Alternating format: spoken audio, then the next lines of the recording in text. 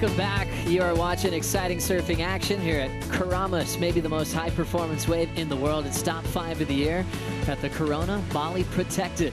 Thanks for being with us. World number 1's in the lineup now. Julian Wilson wearing the Jeep Leader jersey, taking on Connor O'Leary, last year's Rookie of the Year, and local wild card from Indonesia, Oni Anwar, to change the script of the world title race. Joe Turpel alongside Martin Potter for the call. Potts coming off one of the most interesting heats, wave-wise. It shut down, Medina being a world champ.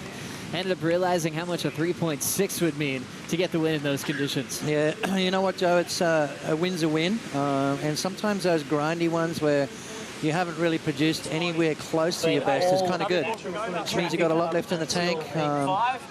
You know, and that's what you got to do. Win your heat. Win the heat you're in and don't worry about anything else. He did exactly that. Also with maintaining your mental game. If you're winning your first heat, you're definitely getting the rest of the day off. Whereas round 2's got to stick around just in case. We'll see what our commissioner thinks about the rest of the day. But round 2, you're already thinking about resetting for an elimination round. And sometimes that's tough when you had a bad heat and you have to try to turn things around quickly on the same day. I guess it's almost better. I think if you have 24 hours to sit and gel on it, maybe you could overthink it and sort of dig yourself into a hole. I think get back on the horse, as they say, and just sort of forget about it. You know, maybe run up the beach, get a couple of waves before your heat, come back down and just smash it out. So, I mean, these guys know what they've got to do. It was a slow heat. There was nothing really. You can't control the ocean, and that's part of the unknown of our sport. You know, we're dealing with the most incredibly changing element of Mother Nature, and that's the ocean. Gabriel Medina getting a warm welcome to the sand. Even after a challenging heat to really perform, has the most followers on his social media accounts out of any surfer on the top 34. 4 million. And growing. Wow. 26 on the clock here. Decision time for Wilson. He just had the 1.0, so he's back in the order for priority. Connor O'Leary trying to set things up with Oni Anwar here. Oni, we mentioned, had the heat with Joel Parkinson back in 2013 in round 2, but he was the highest scoring wild card that season. Kind of put the most pressure on those round 2 heats against Joel that season. Remember, we had Bruce Irons that year, a very young Jack Robinson. And it was great to see how comfortable Oni was with just jumping on the big stage for the first time. Well, he's at home. You know, he had a lot of support and nothing to lose. You know, you heard Joel talk about the first heat's probably the most nerve-wracking because you're on the big stage. You feel like you've got to produce, you know, world-class surfing. And once you get that out the way, once you ride your first wave, and it's like, well, hey, let's just have some fun. And, you know, it's an amazing feeling when everything starts to click. Really cool to see that unfold. Let's catch up quickly with Medina and Kaipo. Yeah, thanks, Joe. Gabe, low-scoring affair, very few waves ridden, but a win's a win. Your thoughts on that heat? Yeah, that was a tough heat. We couldn't even surf. It was really slow, but I'm happy to make it through, and hopefully I can surf in the next heat. Right at the end of the heat, Tomas, he made a priority error, handing you priority in the last couple of minutes. How important was that for you? Yeah, I mean, I think he was going for that one, and then it was a really good one. I was in the right spot, and then I saw him paddling, and yeah, whatever. And I got priority, and that was good in the end of the heat. You know, I just tried to keep the priority and tried to not do a mistake. And it's hard when it's low scores. You know, you kind of don't know like what to do and which wave you have to go because the second can come. And but I'm happy everything worked out and stoked to be in the next round. Well played. We'll see you in round 3, Gabe. See you soon. Back to you guys. Thank you, Kaipo. Medina with a good read on that heat. He can't wait to really just surf and unload. A challenging heat for all 3 competitors, but he'll take it. He's off and running into round 3, and that's where he was knocked out back in 2013 at Keramas. He lost to Michel Perez, who ended up going on to his first final. Meanwhile, in this heat, Potts, we're starting to see some sets.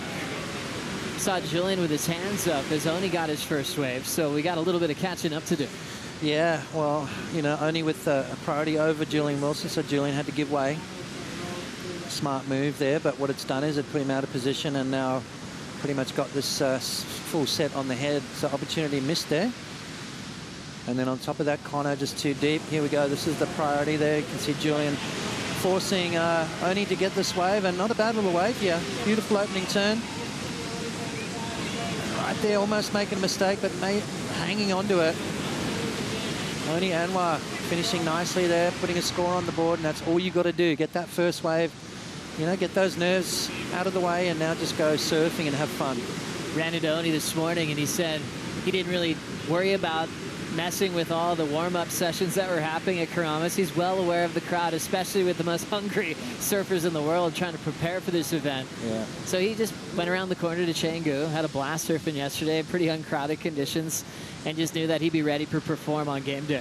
Yeah, it's kind of the sea bass effect, right, where you just kind of stay away from the hype and divorce yourself from all that unnecessary hassling and pressure that can kind of maybe throw you off a little bit. You know, you're dealing with, you know, 36 of the best men and 17 of the best women in the world, plus a lot of the local crew and some wannabes out there that want to mix it up with the pros. And, you know, things can go horribly wrong in those warm-up sessions, so probably a good idea that he stayed away from it. So looking at that last exchange was our very own Rosie Hodge with a great seat in this house. So Rosie, what was your take on that last decision from Oni? Yeah, just great to see him, you know, stick to his guns, using his priority on that one. Obviously, Julian was pushing the issue that he wanted that wave too, but also the crowd on the beach. A lot of people starting to gather. There's some support for the local guy, Ani, a lot of noise as he was finishing up his ride. So great to see good support for him. And then Julian, wow, that was one of the biggest sets that we've seen in the last 45 minutes. We know that the last heat didn't have too many of those wider sets roll through, and Julian wore all of them on the head. Rosie, from where you're sitting, is it easy to pick out the good ones today? It doesn't, you know what, it's been a shifty lineup this morning. Like we saw the Ocean taking a breath in that last heat, and then as soon as this one started, it kind of came to life again. So you really have to be adjusting all the time, and it is kind of the takeoff zone is shifting a little bit, Joe. Rosie, speaking of Julian Wilson's role as being world #1, how do you think he's handling it coming into stop number 5? He looks so cool. I mean, he just paddled past me in this lineup right now, and obviously that set doesn't seem phased. He's just going to reset at the moment. He's got a 1-point ride, and he needs to start digging away at a couple scores. Rosie, are you expecting or willing Julian to throw down one of his signature airs at this event? We'll get back to that because it looks like Oni Anwar is setting up a beautiful bottom turn. Great frontside wrap coming off of 317. Another beautiful carve. He's got the lip and doesn't get the finish, but already a couple of quick scores with 20 minutes to go, Potts. Yeah, maybe some local knowledge. I mean, he obviously watched that previous heat and said, you know what, it's slowing up. You know, the tide's changing. You can see that wind line starting to approach. Get some waves under your belt while the conditions are still nice and clean. And this is going to be a cool, you know, nice little backup for Oni. 317 on the wave before. You can see he looks a lot more confident with his approach on this wave, and then just kicks out. So a couple of solid turns. He's going to back up that 317 and put another score on the board. So smart surfing from the local. Oni had the luxury of traveling really early, and it was sort of almost his ability to leave home. We used to always talk to the godfather of Bali surfing, Rizal Tanjung, and his take was, well, it's hard to leave paradise. There were so many great surfers, obviously, coming up from Bali, but they just didn't want to leave perfect waves. Oni ended up spending so much time on the Gold Coast with Joel, with Mick, and surfing all those special waves that he was able to really leave and always know he could come back home and really develop his act on tour. Well, I think the reason why I went to the Gold is because it's warm, right? Right, exactly. But, you know, you look back at, the godfathers of Indonesian surfing, and Kutsup Mindo is one guy that really does stand out for me. I mean, he was on tour back in the day when I was, and, you know, he didn't like traveling that much because he couldn't handle the cold. So, you know, those little things that really determine someone's future. And, you know, he was always a force to be reckoned with when we came here and surfed. He was such a cool guy, you know, spreading the word of his culture and the islands, and really looking after the touring guys. So I'm sure Kutut's down there somewhere watching this heat. It's so cool to see where it's come today. Back at Karamas for the second time in history. The women will be surfing here for the first time ever. Still led by Stephanie Gilmore, going for her 7th world title this year, fresh off the win in Rio. And I remember Potts a while back just basically guaranteed that Steph would win another world title in her career. You got to be feeling pretty good about that call right now, Potts? Yeah, I'm feeling pretty good. I'm not holding my breath just yet. I mean, it's still a long road ahead, and you know, a lot can happen. I mean, the women's tour is so competitive. There's so many good surfers there. I mean, we haven't seen Tyler Wright come into play just yet. Sally, I mean, I saw her yesterday. She's looking focused and fit and ready to rock and roll. You know, you've got Lakey Peterson, who's thrown her hat in the ring. And then you've got the Nikki Van Dykes and the Keely Andrews that are stepping up as well. I mean, it's becoming more and more difficult on the women's tour to win. Potts looking at that role of a title race for Julian, a guy that's been destined to get there, as you see Silvana Lima looking on. They had the call early this morning that they were going to have the day off today, but staying close to the action, watching the world's best. You can see Kanoa Igarashi right behind her there preparing. He had a great surf at Canggu yesterday. Malia Manuel just cruising, loving this paradise here in Bali. Probably a dream come true for her to come to Keramas for the first time in her career to compete. Yeah. Selfie time. But yeah, it's I think it's great. I mean, and we're going to see the women at J-Bay as well, which is going to be another amazing event for them. Here we go. 17:30 to go. Oni still out front, making a move. Connor O'Leary. Deep on that one, he's down. Connor representing Cronulla. Last year's Rookie of the Year. Remember, finaled at Fiji. A great battle that was as well with Matt Wilkinson last season. Going blow for blow, multiple lead changes. What happened on this wave? Well, I sort of saw the barrel, tried to pull up nice and high. And, well, got sort of pitched there. Just drew it too high of a line, but he kind of had to. He needed to get the board going. He needed to get that driving feeling, and just pulling up a little bit too high on that occasion. It was going to be a tough barrel to make, you know, either way you look at it. So back to the drawing board for Connor, but no one's really thrown down a big score yet, so he's well and truly in the game. Potts, there's a lot of talk about Julian Wilson for so many great reasons. One, famous for incredible video parts, and even at the start of his career, he delayed his effort on the QS because he said he wanted to accomplish a couple of things first. Let his surfing mature, but also get a signature movie out of the way. But then he was one surfer that was able to balance both and getting signature clips that he'd release oftentimes at Keramas or coming to Indonesia and Bali for those clips. Back to this with Oni, having a look. Overhead section to start. Goes to turns. Clean snap in the pocket. And he'll hop out of there. Just good for one maneuver with now 16 minutes to go. Wilson in position. Your world number one fades to takeoff. Nice casual stall in the pit, comes out. Drives out in front, rapid cutback for Wilson, winds up for the finish. Oh, lip line float, controls it on a challenging section. Well, that's what we want to see from the world number one. That's why he's wearing that yellow jersey, Joe, because of that kind of surfing. See how he's just taking his time with it, you know? There's no unnecessary rushing. He doesn't look flustered. He's just taking his time.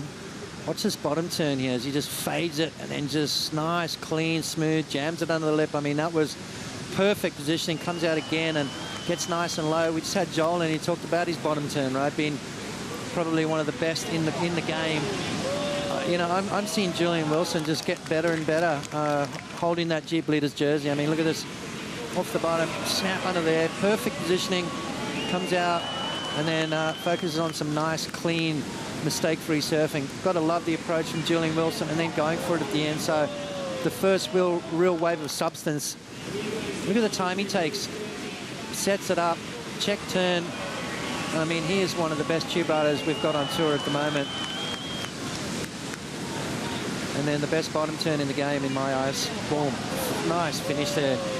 Critical stuff, mixing it up, combination of major maneuvers, speed, power, and flow. I mean, whatever you want to do. That's a great wave there from Julian. His lines are just so pure, and even that back right arm where he puts it on his bottom turn is so stylish. It's almost parallel with the ocean floor, you know. I mean, you look at the surface of the water when he gets right down, it's almost parallel with that and very difficult to do. I mean, next time you go surfing, try and get that low off the bottom and get that drive. It's super difficult. It reminds me of those still shots of yourself at backdoor back in the day, Potts. Style is everything, but to do it on a heavy section, that's when all your peers are just standing up. Yeah, exactly. You know, and it sets everything up. I mean, you've got that nice deep bottom turn. You come off the bottom with so much speed. You know, the world's your oyster. What do you want to do? Go through the lip, you know, project down the line, stall in the barrel. I mean, it gives you so many options. And it's, you know, a lot of people lose that. You know, a lot of people tend to do one or two pumps off the bottom, get that nice clean draw and spring into step. It's an amazing feeling. Wilson breaks the silence with a 3-point rides in the last couple of heats and gets a 7.67. World number 1 way out front as Oni and Connor chasing. We'll be right back.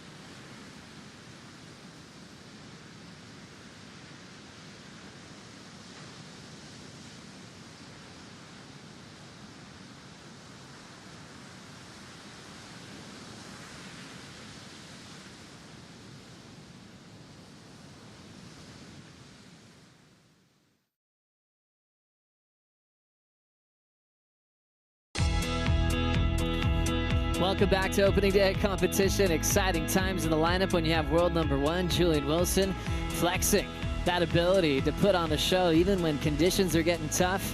8.67 combined total for Wilson out front of Oni Anwar, the local wild card, and Connor O'Leary, last year's Rookie of the Year, just 0.77 so far. Joe Chappelle, former world champ, Martin Potter for the call. Potts, I was trying to get to this topic before of, you know, the take on Wilson and his performance in the video clips he drops compared to the performance that he puts on in a jersey. Some people say it's completely different on what he goes for as far as major moves. In your opinion, are you backing that call, or do you feel like he mixes it enough at the top level of the game? Well, I think he's identifying what he needs to do in a heat. I think, you know, when he was a rookie on tour, I watched a lot of his heats in the Quicksilver Pro. He did some damage as a young kid against some of the world's best by doing that innovation, you know. So I think right now he's surfing smarter. We're not seeing as many radical maneuvers as maybe we want to see from Julian Wilson. But when you're winning heats by, you know, surfing consistent, I think that's what you have to have. Do what you got to do to win the heat. Save your best for last. And when you need to get pushed, when you come up against that guy that forces your hand, then go for it. So, and I think Julian's understanding that a lot more better now than he ever has. Wilson winding up, sets that bottom turn. Nice hack off the roof. There's that flow off the bottom again. Wrapping cutback for Jules. Waiting for the ramp. Messy section, forced to flow, but stays on his feet. Great read there for Julian. Backing up to 7.67 with 10:30 to go. Yeah, key word right there, flow. I mean, that was amazing stuff. Connor's turn. O'Leary. Big section on his back. It's going to delay his performance now down the line. So a tough start for the rookie, or last year's Rookie of the Year. 0.77 was his first look. Still trying to find the flow and rhythm in the sea. You know what, Joel hit the nail on the head when he said a lot of guys come to Karamas and they think they're going to lay down clips every time they go surfing. This is a prime example. I mean, it's an unpredictable lineup. It's changing. It's you know, really forcing these guys to catch waves maybe they don't want to. Julian Wilson, though, nice and clean. There's that bottom turn, top turn combo that it just will never, ever get old in my eyes. 7.67 on his last ride. Now he's just going to back it up with another good little wave. So Julian Wilson's starting to surf like a world champion in my eyes. I think he's looking stronger and stronger. I think he's starting to feel more comfortable wearing that Jeep Litters jersey. So 9:30 to go. Scores coming through for last of Wilson to build that total out front.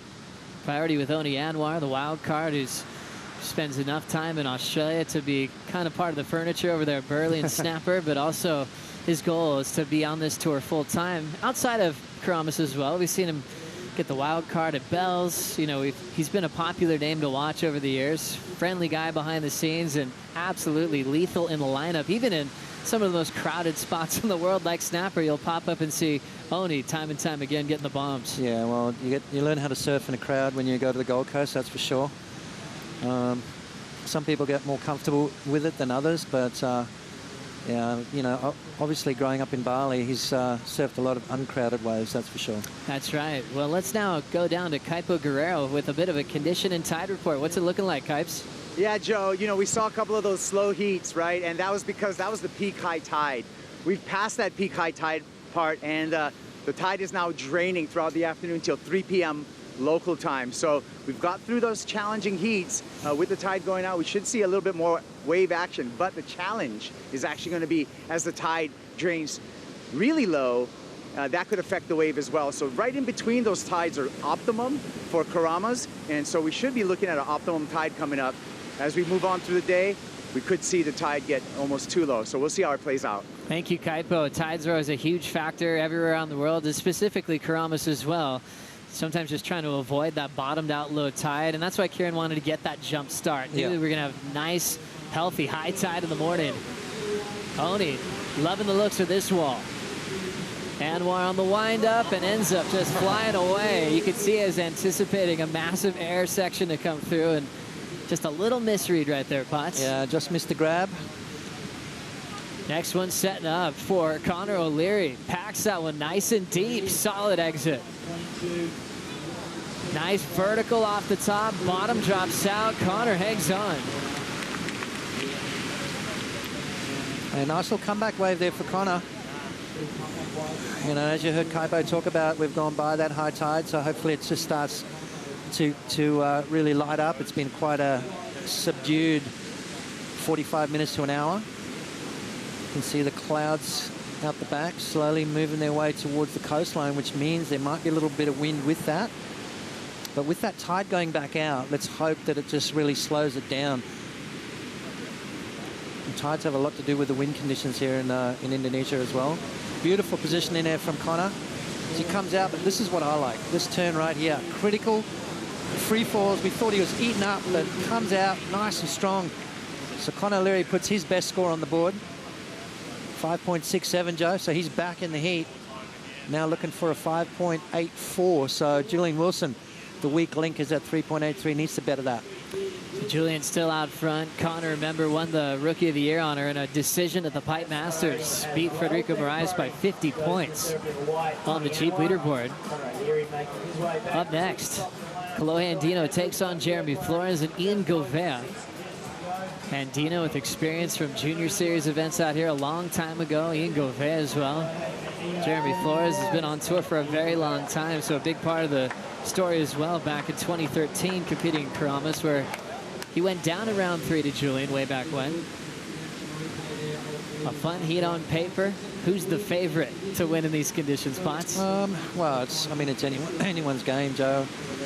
I think, well, if it was proper barreling, you'd have to say Jeremy. He's one of the best tube riders. But then with that wind coming a little bit onshore, you'd have to say Kalohe.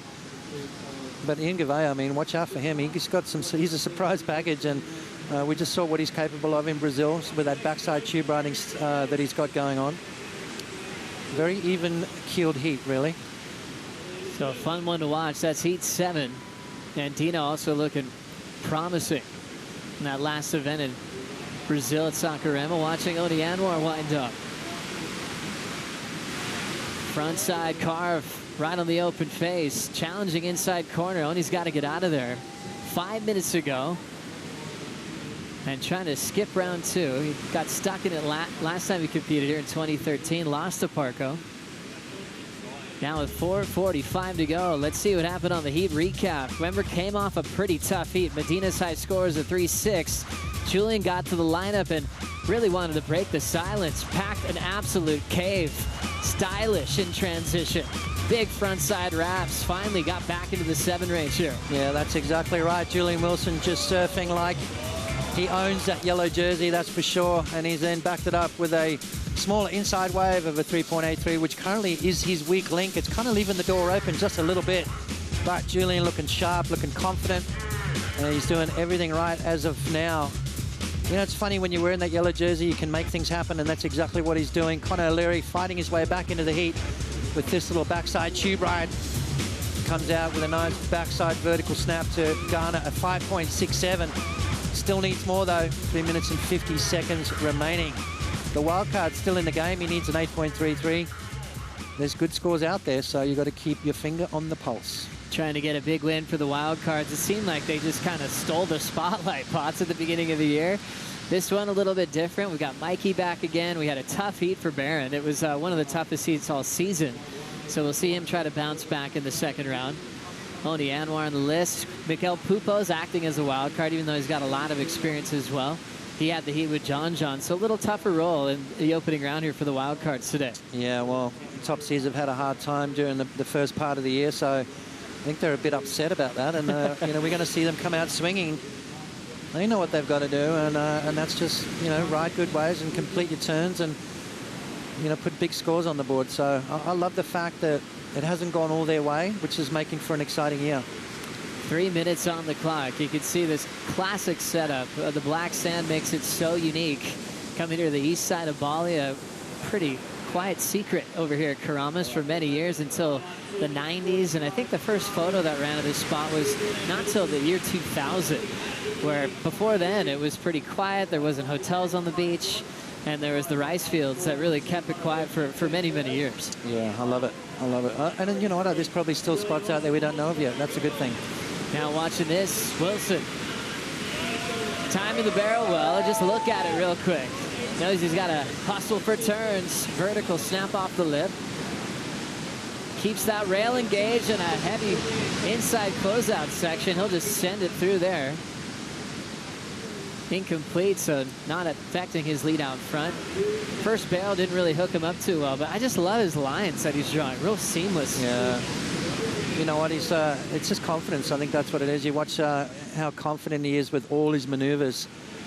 You know, just slides up into it, stands up nice and tall, a little fade. You know, those little turns, those little idiosyncrasies, those little things that are starting to make sense for Julian Wilson. And then, well, he's not scared to pull into the closeout, is he? So 3.0, so it doesn't better his situation, but I like it. You know, it's clean mistake-free surfing. I mean, just that little check turn that really put him in a good spot for the next maneuver. And that's the thing with Julian. There's all those little tiny things that he does in between maneuvers that you just kind of miss with the naked eye.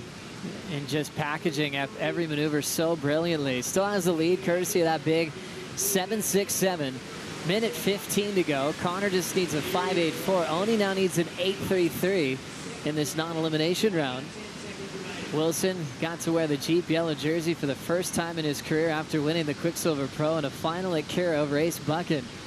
Got to, you know, share that responsibility with Italo after Italo won bells, and now back to himself here at Karamas in a way we expect him to do well at because of how much time he spent out here.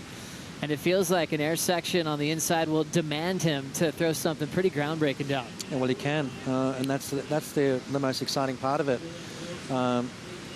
He can react to that. At the moment, he doesn't need to. But, I mean, you know, Connor, he only needs a 5.84. He got a 5.67 on the wave before. So it's not much requirement. I mean, not much of a requirement. So Julian's got to be feeling a little nervous about now. Goes to the back of the line as far as priority goes. Connor in #1 spot with priority. Even Oni's in he's a danger man. An 8.33. All he needs is a big barreling right-hander. We've seen big scores this morning, right? Little roll in here for Wilson Potts. 10 seconds to go. He'll be taking this wave into the beach. Fading bottom turn, and he'll get a quick vision on his way in, stalling even deeper. So Wilson will end up going down, but the horn's already blaring. This wave just a little too late for Connor O'Leary. Connor bounced back a little bit. He got one solid barrel. Ends up staying in second. Oni Anwar staying in third. And world #1, Julian Wilson, keeping that yellow jersey tight on his shoulders, skips into round 3 action. More to come right after this. We'll bring in Ronnie Blakey and Strider Wazalewski for the call.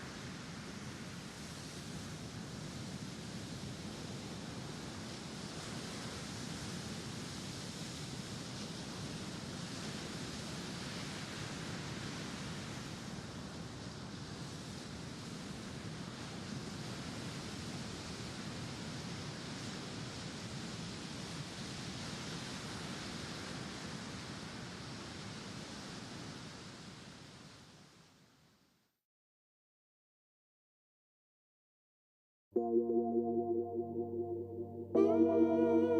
man, it's so good to be back here. The atmosphere around this event is really special.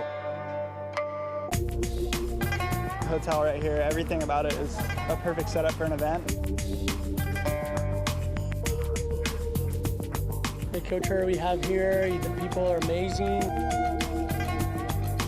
Such a cool vibe and crowd here to be able to connect with. This is the greatest event probably on the tour that we've had for a little while.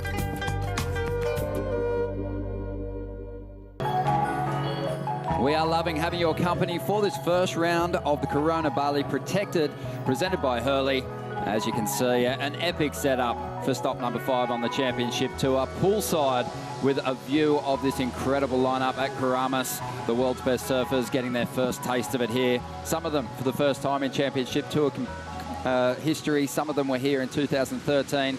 Last time that event ran, Kolohe Andino was one of those competitors. He's going to take the first wave here. A deep section, and he'll burrow his way through.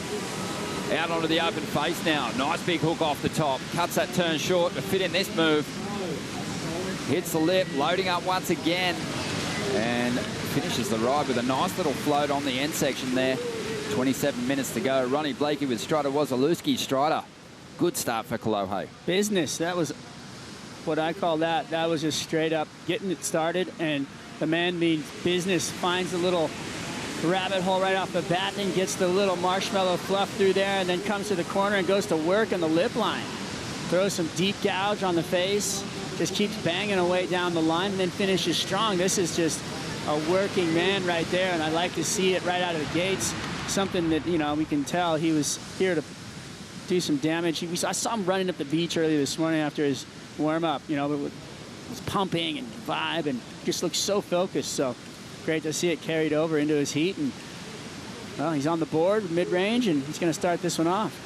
5.83 to get things started here for Andino, a 23-year-old surfing in the red jersey in this first round heat, the top seed. He's been a little sluggish in the first few events of the season, finds himself sitting back in 13th position, elevating his place on the leaderboard with a quarterfinal finish over in Brazil. Yeah, you know, it wasn't for a lack of surfing effort. He's looking really strong in the water. I've seen him have some really standout performances. It's interesting. He stayed with John Florence over there in Brazil, you know, kind of, as he called it, getting the call up.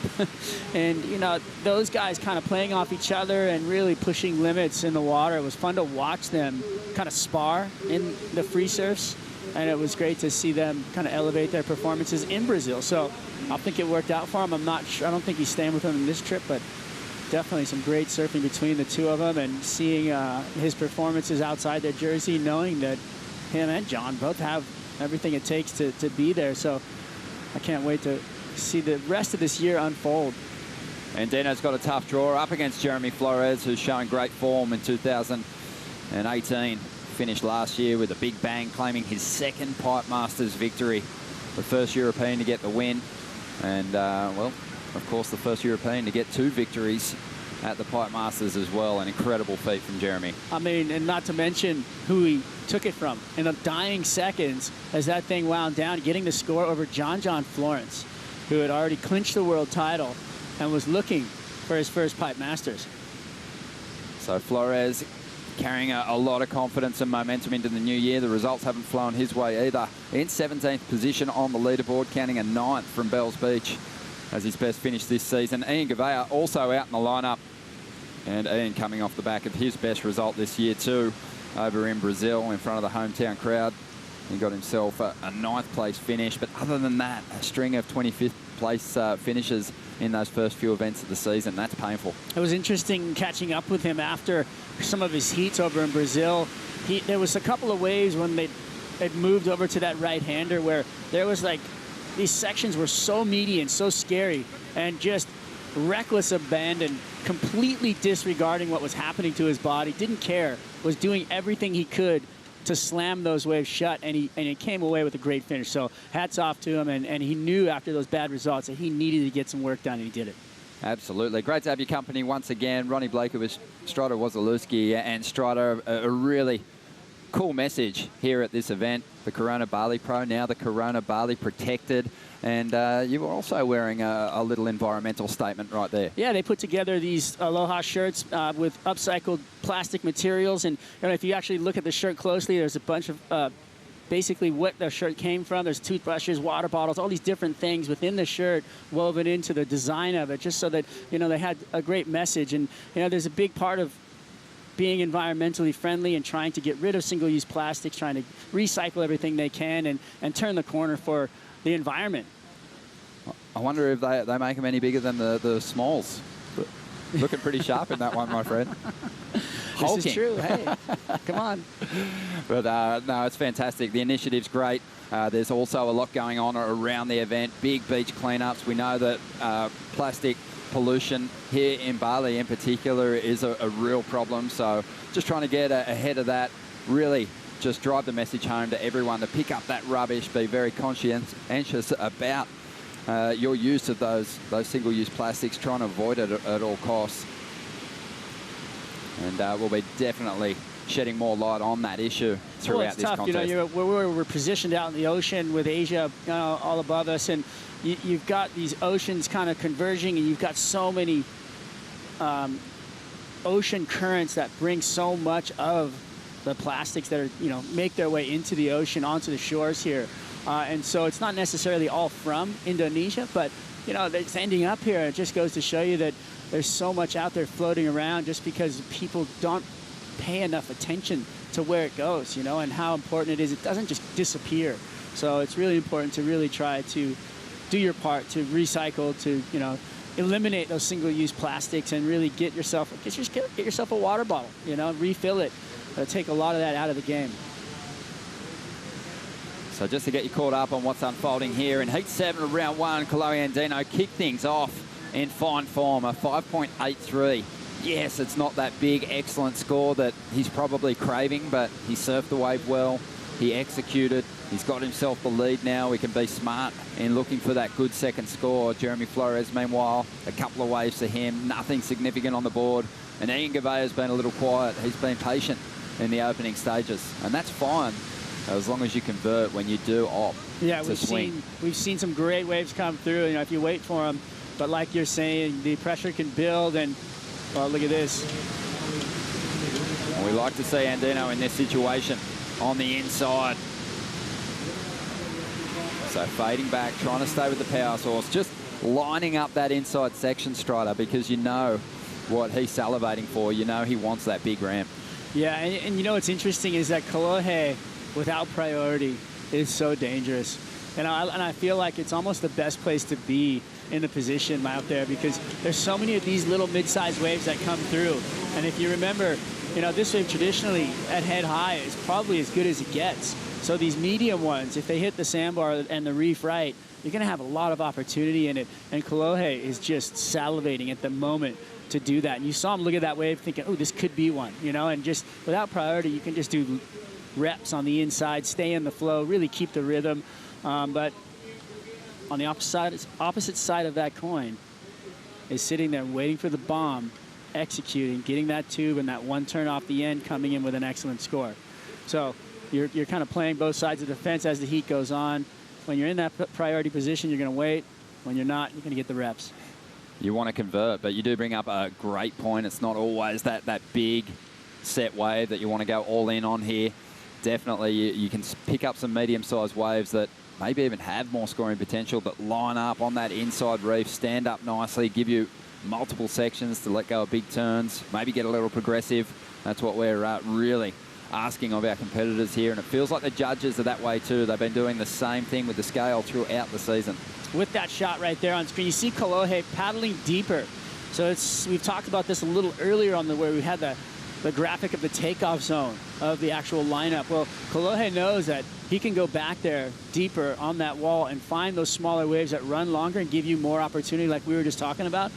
And it's such a great thing to do without priority, because he's in the back of the line. And if he catches one of those waves back there that's, say, a foot overhead, head high, maybe a little tube on the takeoff, but then off the end has that opportunity, to go above the lip, which we're all waiting for. I mean, I cannot tell you how much we want to see this. It could be in this heat, somebody really doing something absolutely mind-boggling at the end section here.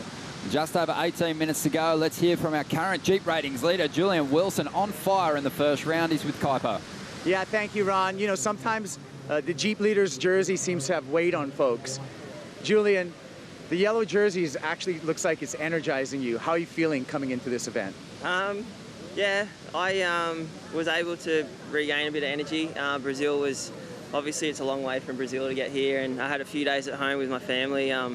Didn't touch my board, didn't look at the ocean, and just tried to recharge the batteries. But yeah, I just got in 2 days ago and had a surf yesterday. It was nothing like today. It was like 1 foot. So it's, yeah, it just feels like kind of, yeah, not much surfing between, but it feels nice to be back into it. We got a lot of swell. It's almost a little bit big and maybe a little bit on the end section, but it's still really fun out there. And yeah, there's not a lot of good waves, but if you find one, there's good scores out there.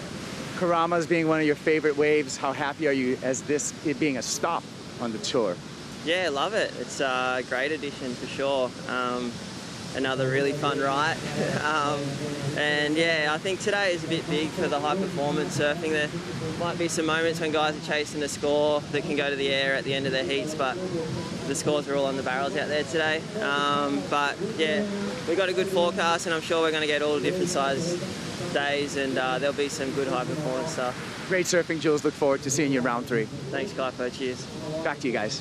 Thank you, Kibes. He's looking good, isn't he? I mean, really comfortable. I think it's just as composed as we've seen him with the yellow jersey since he took sort of the lease out on it after that first win at stop number 1. Julian hadn't been in that yellow jersey before, and well, he hasn't let it go yet. So, you know, a strong first round performance. He said it himself, you know, there's going to be more opportunity to get progressive, to throw more high-risk surfing as the swell maybe drops a little bit. But he didn't need those turns, just that his barrel riding on show. Speaking of barrel riding, Jeremy Flores up.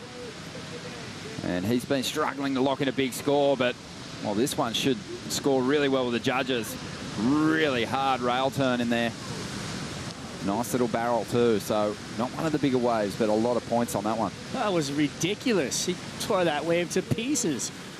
Great surfing right there from Jeremy, and really a lot of intent, finding, you know, really a hard tube to ride because he had to drop in and wait for it a little bit. This is during the interview, Kolohe and Dino off that deep peak. We talked about it, kind of getting back there. Little wrap off the top, waiting for it to build up on the inside, and then loads up for the inside click. Throws the tail out for a completion. And then Jeremy's like really kind of holding the wall. So really just under the slab, identifying the section of double up, comes out with this big wrap into the corner. That end part of it where he really dug in and pushed hard on the rail to fin, that's something that, you know, I feel like the judges are going to really like and take note of, because no, it's not a big wave, and no, it's not going to be a huge score. That is some surfing that I really enjoyed. Personally, I thought, you know, it would have been a pretty solid score. But even though it was a smaller wave, I love the way that he dissected that wave. Just attacked it, didn't he, Jeremy Flores? Just loved that engagement of the rail, just leaning so hard. One thing Jeremy's really had in the last couple of seasons, Strider, is just a real spark to his surfing. He just looks so alive on his equipment, surfing with a lot of speed and transition. Yeah, it's not like he's backed off the gas pedal. And it's something that really is fun to watch. So he's slowing it down. I think the reason for the score probably not going huge was that he had to wait for the barrel. But this turn right here, so it goes fin to rail, then pushes so hard off the end there. And that's the kind of stuff I love, the commitment in it. Just the authority, and that's something that you don't see a lot of. We saw one out of John where he kind of had that end carve off of it, where he really pushed really hard. And that's something that I really enjoy from the Frenchman. Well, often if you're kicking on the tail like that and you're not able to engage that rail, that board's just going to skip out of the water. So Jeremy just showing that he can really control that line through that turn. It was a nice sort of cupped out face. He just held that move beautifully. Only a 4.5, but you know, the evidence is there. He's in good form, Jeremy Flores. He's in second spot at the moment. Chloe Andino, he registered a 2.4 on that last wave, thinking maybe that last turn on that ride was deemed incomplete. Plenty of time on the clock, though, here in Heat 7 of round 1.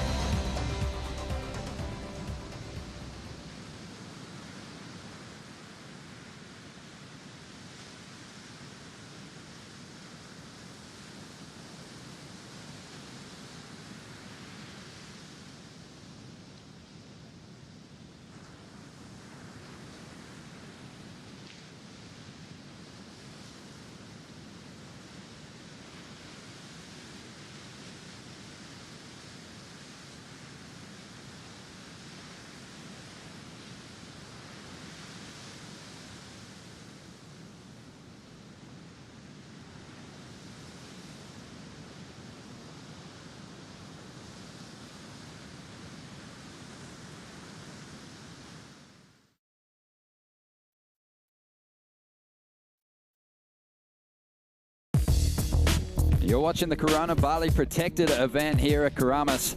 And at the moment, Heat 7 out in the lineup. Just over 12 minutes to go. Ronnie Blakey here with Strada Wasilewski. And Chloe Andino holding on to a narrow lead at the moment. Jeremy Flores in second spot.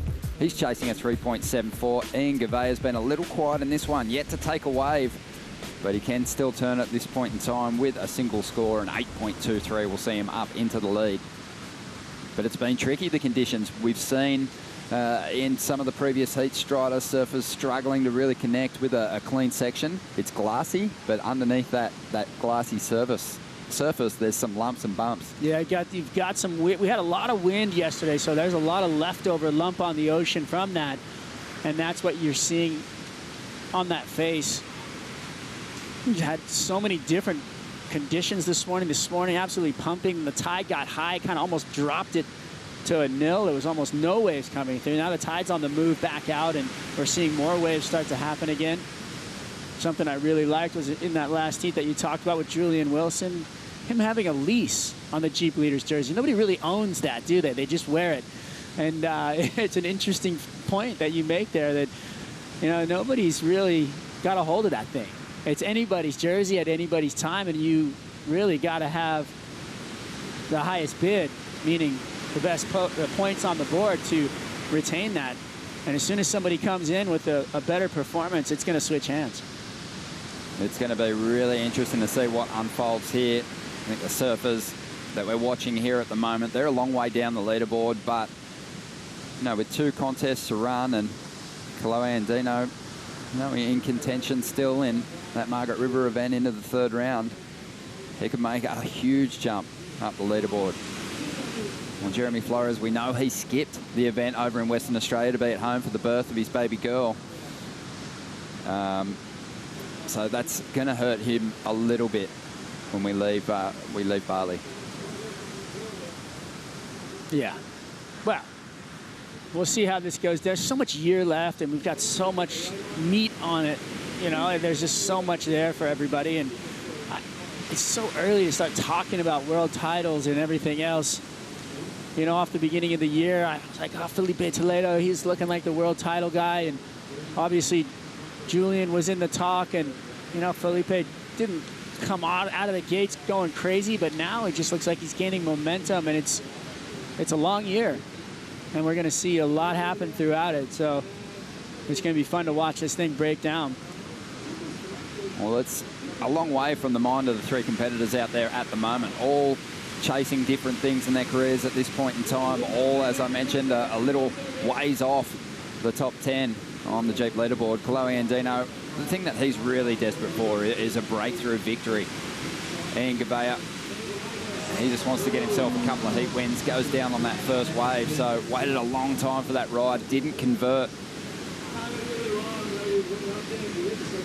Yeah, once you get past that midway point of the heat and you don't have a wave, that's when your nerves are going to start to boil. I think you're going to start, things are going to settle in a bit on you, and you're going to start to think, okay, I'm behind the 8 ball. But up until that point, you know you can catch, right, 2 waves, thinking in your mind, just takes 2 waves, we can do this. And unfortunately for Ian Gouveia, we talked about this, right? About waiting for those waves, and you have to deliver if you're going to wait. Didn't happen there for Ian. Well, 8.5 minutes to go, and still waiting for someone to really light this heat up here. Heat 7, Chloe Andino out in front at this stage. Flores and Gouveia playing catch-up. But down there at the Hurley Surf Club, Kaipo, you've got some special guests for us.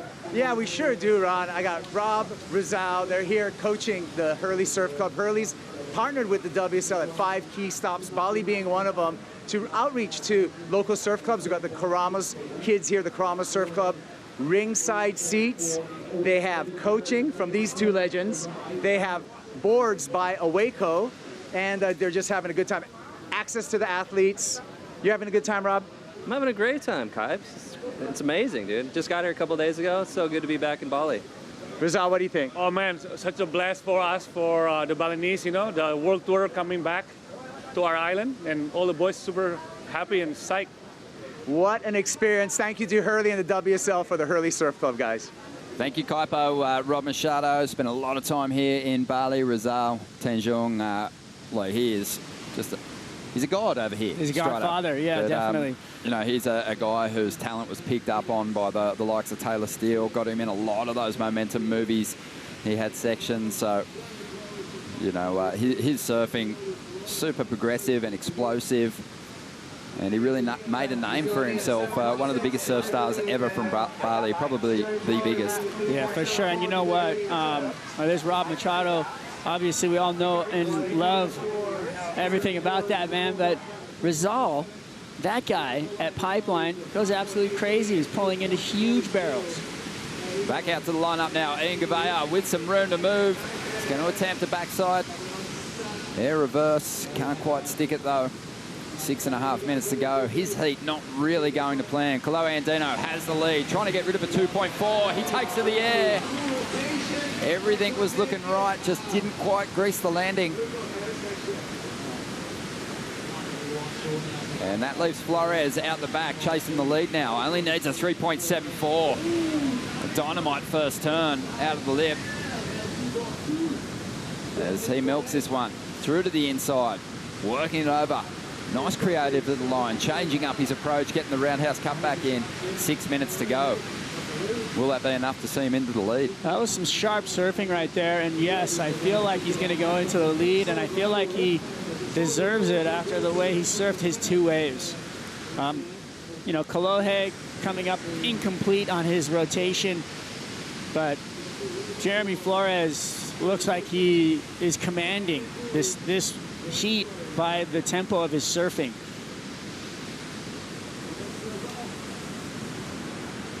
We're going to get a look at Ian's attempt on the backhand to do a rotation, but you know, just comes off and doesn't seem very authoritative on what he went into it with. Kolohe, on the other hand, looked like he was like really ready just to go crazy into the air when he was winding up. And he came down just a little off tilt, you know, a little off kilter. So that's, you know, it happens as that water blows up underneath you. It's not easy. Definitely. Speed's a big factor too. You know, you don't see a plane putting down the runway in second gear and then get any air. No. And Ian was really struggling to manufacture some momentum going into his section. Kolohe, on the other hand, got moving down that runway, got the air, just couldn't quite stick the landing. But Flores chipping away pretty nicely at the moment. That last ride came through at a 4.27, so some credit for that explosive first turn. He finished the wave off well. He's got just enough points to hold on to the #1 position at the moment, as we see Ian up once again. Just trying to get some kind of number on the board. He's having a shocker. You could see it in the body posture as he came to the inside section. There was no intent. The first turn looked great to me, and he just kind of, I thought, okay, well, he's back into it, and then all of a sudden it just didn't even like look like he wanted to finish the wave. Just having one of those sessions at the moment, those sessions that I think we all have occasionally, Strider, when nothing seems to go right. I don't know. You don't have those? No, I do. I'm just kidding. But he's in a spot of bother at the moment. Ian's just not really putting together. And as you said, you know, if you wait a long period of time, you take a fall, that's when you know, the demons start to creep into your mind and nothing seems to go your way. 3.5 minutes to go, Rosie. Is, in your opinion, Karamas one of those ways where you can turn around a heat really quickly?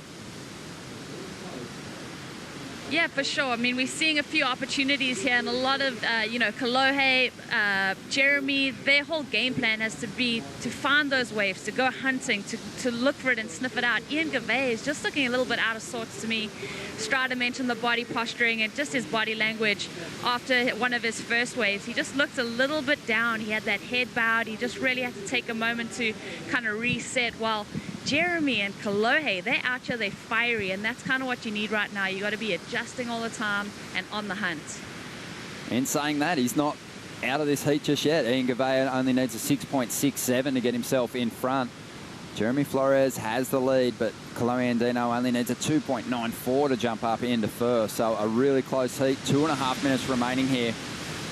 And we're going to get an outcome in a moment. Yeah, you know, nobody's really blown this thing wide open as far as the scores go. Nobody's gone into the excellent range, so it's even there's barely an excellent two-wave total on the board for both of them. So the two guys up in the top there, so Gouveia could really turn this thing around in one wave. That said, these other two surfers out there, with the way that they're surfing, like Flores, to me, you know, looking at the waves he's had, I feel like he should be out in front even just a little bit more. I feel like that first wave could have been given a little bit more on the scoreboard, but we'll see what happens as this thing winds out. For sure. And in these three-man heats, you know, that rhythm is really important. You look at the last heat and the numbers that Julian Wilson dropped, he was getting blown out of big barrels. And I think at one point Ian Gavea would have been thinking, okay, well, my rivals have mid-range scores. I've got priority. You know, I'm in a great position in this heat, but those waves just haven't come. And we know that that can happen at any location, but it does tend to happen here at Karamas quite a bit. You can have dream conditions with a number of set waves rolling through in one 30-minute window. The very next, the tap can be turned off and you just get a couple of drips. And Jeremy Flores and Kolohe have found those little sections, and as a result have put up some okay numbers. But here we go. Andino up with just under a minute remaining now. And he's going to drive up into these first couple of sections. Nice swoop off the top. This wave's starting to stand up. Thick section there. And then Dino doesn't want anything to do with it. I don't think he got the score. That was unfortunate right there. You know, he never really found rhythm or connected with his maneuvers on that wave, and you could see that. The intent was there, but I think it was just a little more of a tempo thing that he didn't find on that wave, unfortunately for Kolohe Andino. Well, the dramas continue for Ian Gavea. He tries to throw up a backhand snap, loses that front foot. I think he lost the wheel off the truck. 25 seconds to go, and Flores left out the back, waiting to see if Andino's last ride's going to be enough to turn this heat. And Jeremy also just hanging on. Seems to have a lot of those kind of close exchanges, doesn't he, Jeremy Flores, where he's just wondering when he gets to the beach whether he did enough to get through. You know, the interesting part of this is that Jeremy, when he heard the 4.5 come out for his wave, I saw his demeanor. It didn't look good, but he didn't let it get to him to the point to where he was out of the heat, and he finished that heat. So I'm glad to see that his mental psyche stayed in it and that he kept it together, and that's what I like to see for Jeremy. Well, the number has dropped for Andino, 2.83, not enough. And Jeremy Flores gets a victory here in the first round at the Corona Bali Protected. Back with more round one action right after the break.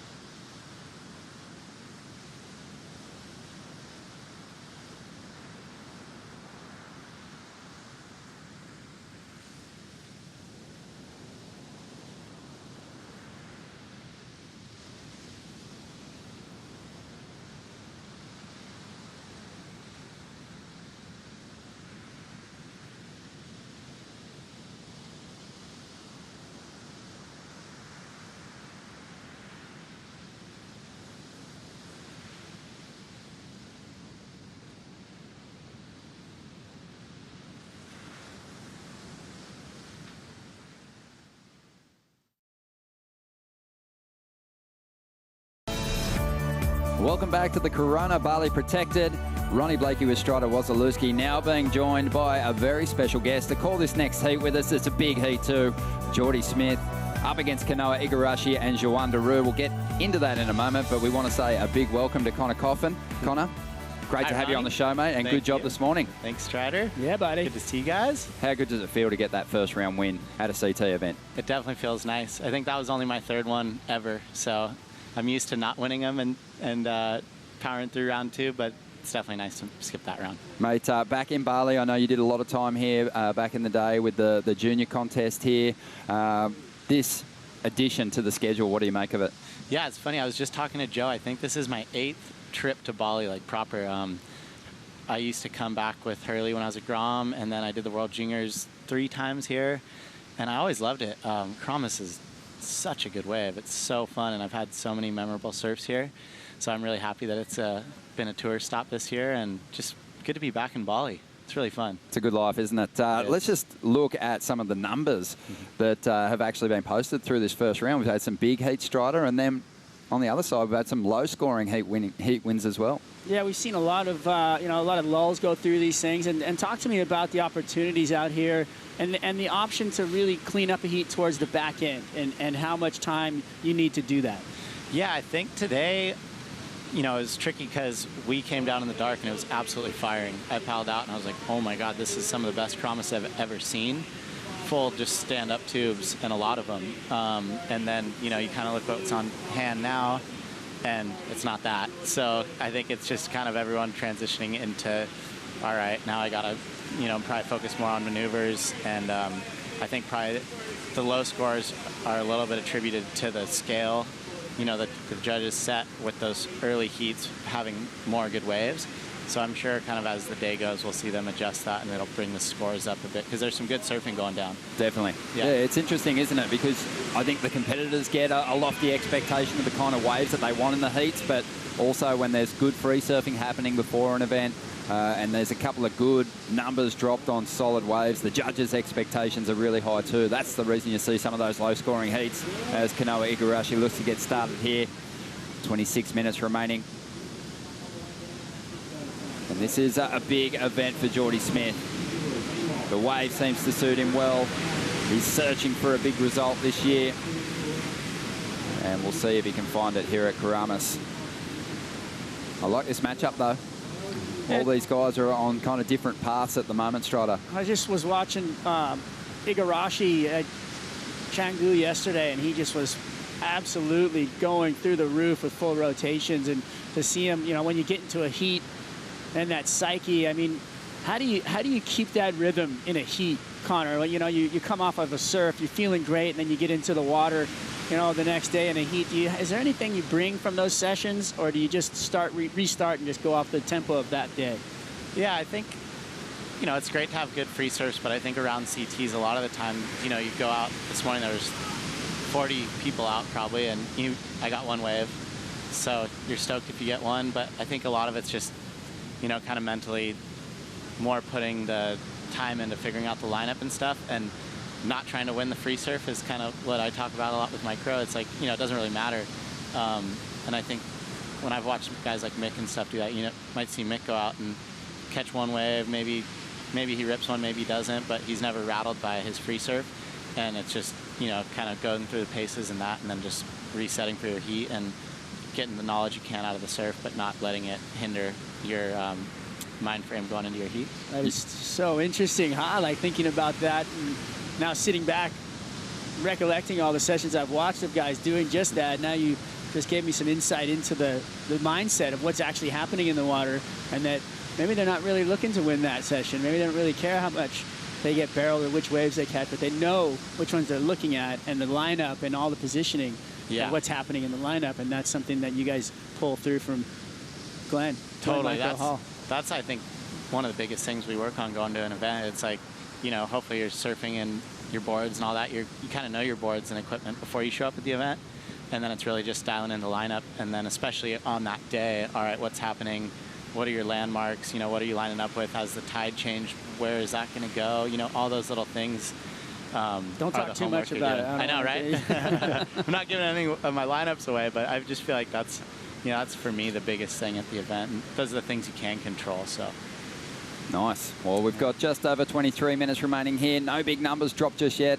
Juandaru has a 5.17. He's in the lead, but the winner of the last heat, Jeremy Flores, is with Kaipo. Yeah, thank you, Ron. Jeremy, we opened up the day with big, beefy barrels out here at Karamas. A little bit different story in your heat. Talk to us about the adaptability that you need to win. Yeah, man, I woke up this morning and I was very excited. I thought I was going to get big stand-up barrels, which there was some in the first few heats, and now there's not much barrels anymore out there. So, I tried to adapt and do a couple turns. I feel like if you want to get a big score doing turn, you got to do something pretty huge. But I'll take it. Hopefully in my next heat I get barrels. That's what I always look for every event. That's why I'm still on this tour, is to get barrel with one other guy out, and usually it's a mate too. So we'll see. Hopefully next heat we get barrels. Well, a win's a win, Jeremy. But the Dream Tour, it's not always a dream. You're a brand new father away from your family. Talk about some of that challenge. Yeah, that's actually been the hardest challenge in my whole life. I haven't seen my kid in 3 weeks, and that's really hard. I didn't think it was going to be that hard. So yeah, after this event, because I didn't surf in the Margaret's event, I won't be surfing in Uluwatu, which is kind of a shame because I would love to surf that event. But the good news is I get to see my newborn, so I'm really excited for that. Well, let's see Daddy get a win here and get on his way home. How does that feel? Oh, that would be mental, But I feel like either way, it's going to be a win situation. I get to see it. She's going to be like my trophy, There you go. Jeremy Flores, thank you for your time. Yeah, no. Thank you, guys. Kaipo. Back to live action. Kanoa Igarashi finding some cover out the back and a section to launch off. And he gets a little stuck on the roof, but completes that turn. And that should be a pretty reasonable number for Jeremy Flores. Looking sharp, and you know that he always has a keen eye for the barrels. You look at his CT wins, the Pipe Masters, he's taken that out twice, a win in Tahiti. So if Karamas really starts to flare open, Jeremy's going to stuff himself back in there and be very difficult to beat. But Kanoa Igarashi on that last ride here in Heat 8 getting a nice ride. This is the 5.17 earlier on Strider from Juandaru. Yeah, he came around the corner, nice little whip off the top. Kind of hit it right on that perfect spot. Nothing crazy, just fundamentals. But, that seems to be getting the job done at this moment. And when we've seen a lot of this surfing above the lip, but right now, Igarashi comes a little tube time, then comes out on the corner and has a perfect little chip. Just doesn't ride out of it really on a critical section. So I think the judges aren't going to go crazy with that score. But, talk to me a little bit, Connor, about the above the lip surfing and the rail surfing. You're probably known more for your deep rail gouges than you are for your above the lip surfing, but there's huge scores coming from both of them. Yeah, it's really cool on the tour now because there's definitely, you can get scores doing both, and for me, my strength's definitely my rail surfing. My above the lip antics aren't great, but then I had so much fun the other day. I was on shore out here trying airs and stuff. I love doing them, but here goes Jordy, who's probably going to lay a big turn right here. Ooh, nice layback. Looking really sharp as Jordy draws off the bottom into this second section and really hammers that pocket. Loading up down the line, and he stuffs an air in there, somehow hangs onto that one in that tricky whitewater. But that second move was solid. Exactly. The judges really want to see you ride clear. I think we saw Kaloe Andino kind of punished for not getting out in front of the foam after an air reverse in that last heat. Yeah, what I love about Jordy's surfing is he has that above the lip antics, but at the same time, when he lays it on rail, he's one of the best on tour. And he really, when he's on, he's really accelerating through his turns and has a ton of flow and speed through them, which is really fun for me to watch. Here's a replay. That first snap into the corner. Almost dropped the wallet back there. And then that one where he really kicked the fins out, and just powered through it. And then pushed, kind of like was looking for that end section. So it wasn't something I think that's going to come away with a big point total for that end maneuver. But the gouges in the corner right there, like you were talking about. Connor, talk to me a little bit about that scoring on those kind of maneuvers. What is it that will get the score a little higher after this one? Well, here we go. Juandaru, live action. Nice belt off the top of that first section. Weightless as he fell out of the lip. Ooh. Second move explosive too as he drives through to the inside. This wave fading away, tapers off, he kicks out. Nice. That was a well-surfed wave. I think, back to your point, Strider, especially this year with the kind of been talking with the judges a little bit more and all the surfers, they're really rewarding when you attack that critical part of the wave, which you see Joan do right here. He got a little, it wasn't the best turn. This one was better. He accelerated through that one, but both of those turns he turned in the really, really critical part of the wave where it was steep, and it seems like they're really rewarding that. I think, like, even on my wave, on my heat, I turned a little bit out more on the shoulder, and it brought the score down.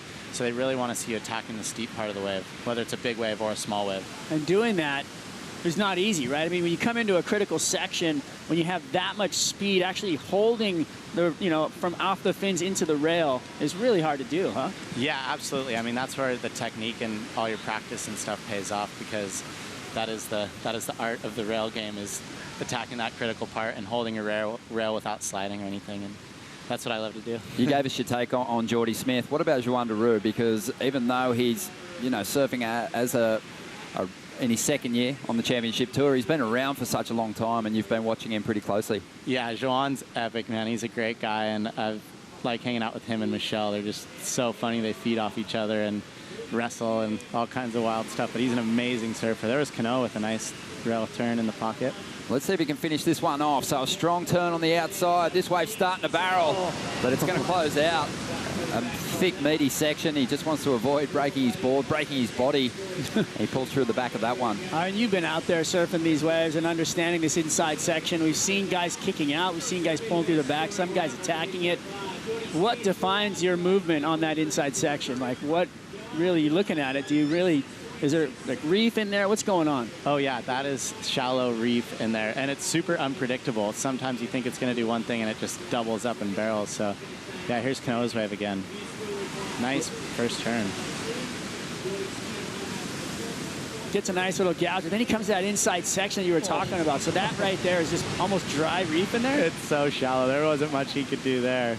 This first turn was cool. He got in that steep part. Maybe cut it a tiny bit short, but it was still nice. And then that's the hard part of the wave. It hits that deep water, but then it's so shallow right inside of it. Here goes Joan again. Just turning a little too tight. Interesting, isn't it? You're really looking at comparisons in the approach between the competitors at this point. Juandaru on the back end has a great point of difference. His surfing is going to be a little bit more vertical. Kanoa has to surf out of his skin to match the power and the rail turns that Geordie's going to lay down on some of those bigger sections. I think even on that smaller ride where Geordie posted the 4.43, it was a hard to read, tricky, ugly kind of section, and the wave was actually split in half, but he's so authoritative on the rail when he lets that turn go that it's hard for smaller guys to kind of match that kind of power. Yeah, so, almost impossible to really, you have to use a lot of technique, right, in order, like a Felipe Toledo can make himself look really powerful by using technique and leverage on the rail. Yeah. For somebody like Kanoa Igarashi in a heat like this, and, from experience that you've had, do you look at what, Ronnie's saying and think, okay, I'm not going to match this guy's power. I'm going to adjust and I'm going to go to the air to make a point of difference? Well, for me, it's never really matching someone with airs, because most of the guys I come up with on tour are good at airs, are way better than I am at them. So for me, it's like going out against Felipe. I'm going to focus on my rail game and my power, because that's my strength, and let him do his air game, because I'm never going to match him with that. So, I think in the back of your head, you kind of sometimes looking at what the other guy's maybe going to do, but most of the time for me, it's just, all right, those are the waves I want to catch. What's my 8 or 9 going to look like on those, and try to hone that in for the heat, and not really worry about what the other guy's going to do, because they're going to do it. And the remarkable thing about Kanoa Igarashi is he so often wins those big heats where he's got huge names because he surfs mistake-free. He does some of his best surfing. At the moment, he needs to pull it out of the bag. He's chasing a 6.52 to get himself in the lead. Juandaru out in front, heat 8.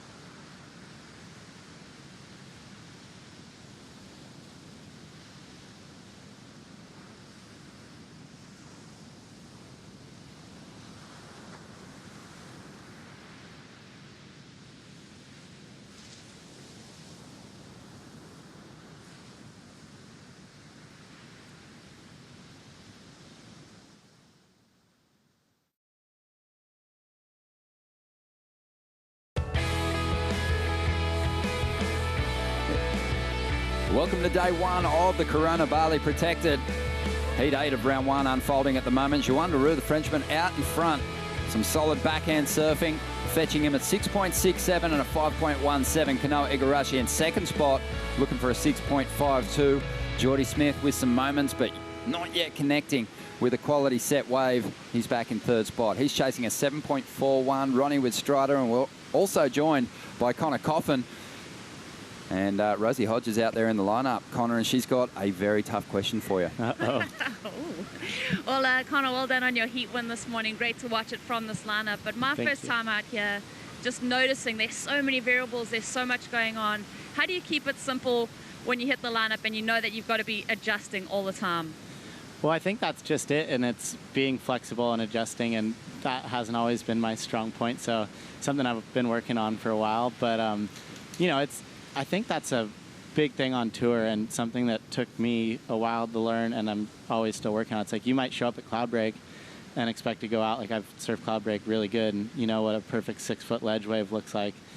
But you roll up for your round 3 heat, and it might not be there, or there might be one, and so you have to learn how to build a heat around that, and I think that's one of the biggest challenges of the CT. I'm really guilty at highlighting you as a favourite at certain venues on the tour. You mentioned Cloud Break. We know you did some time there working as one of the boatmen, and you had a lot of experience there. But it has felt like the expectation of big results at some of your favourite stops have really held you back over the years.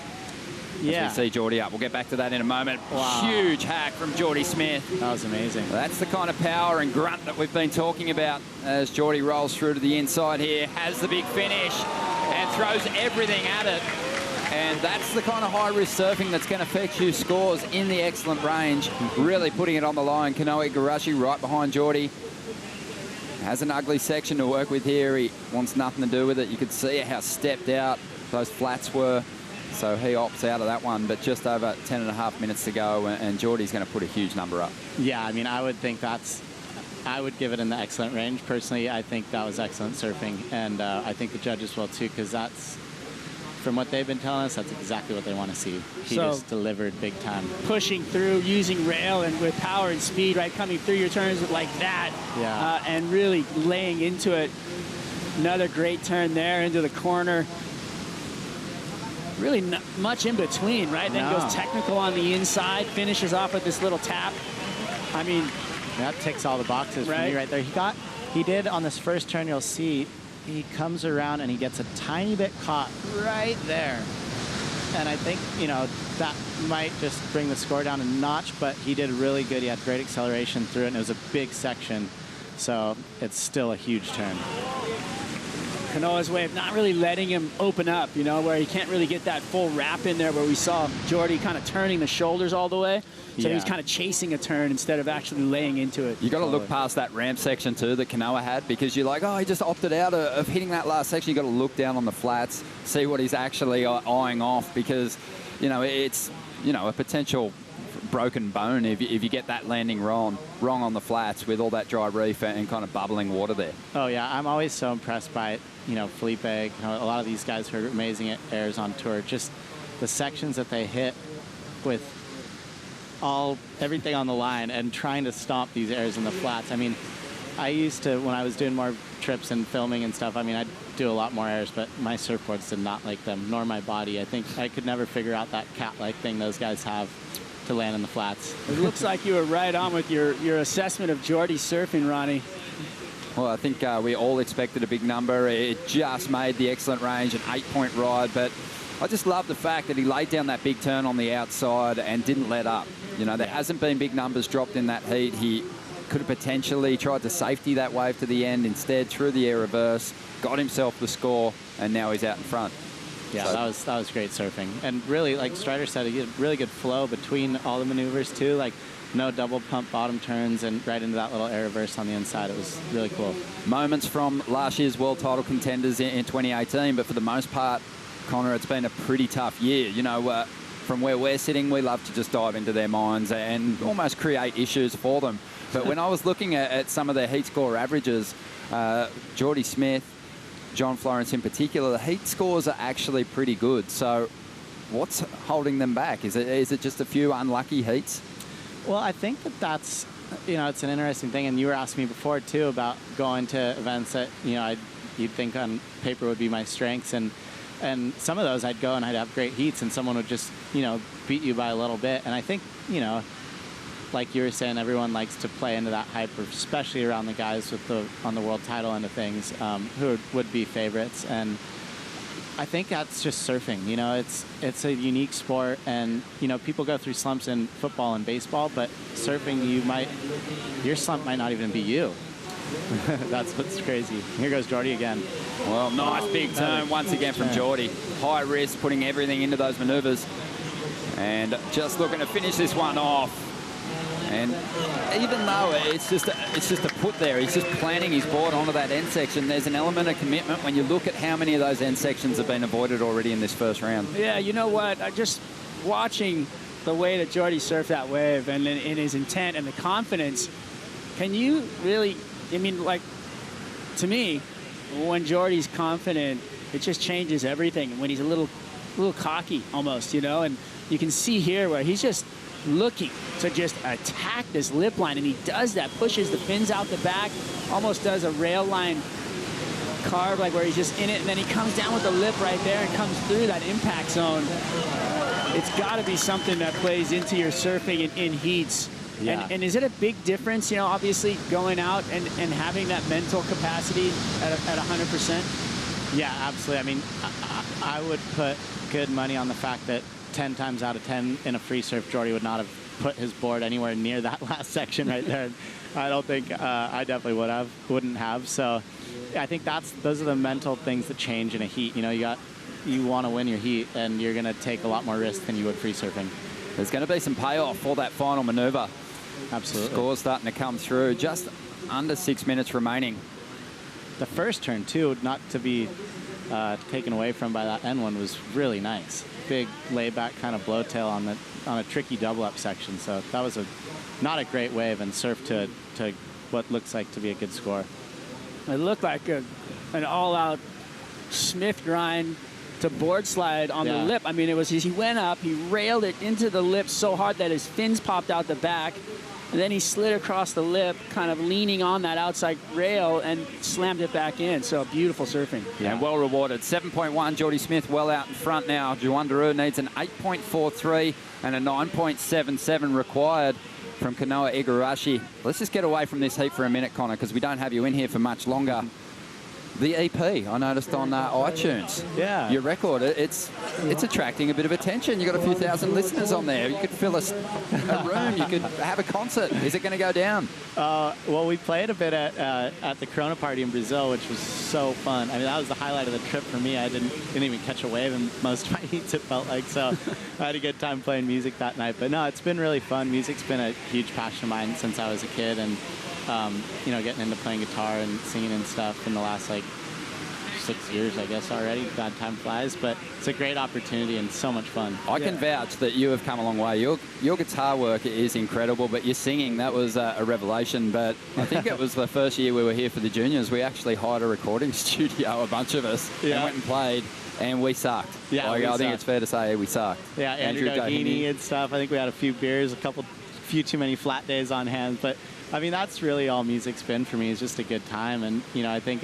another great way to occupy creative space in your mind and just have a really fun time with friends. I mean, it doesn't get much better than that. You seemed like you were glowing when you were playing on stage in Brazil. Oh, I mean, it was so fun to watch. So, yeah, hats off, man. Yeah, playing live is the best. It's like surfing a heat. You know? I'm sure it's daunting, too, putting yourself out there like that as well. Definitely. Especially when you just show up, someone's like, sing a song. You're like, I can't even hear myself through the monitor. Oh, God.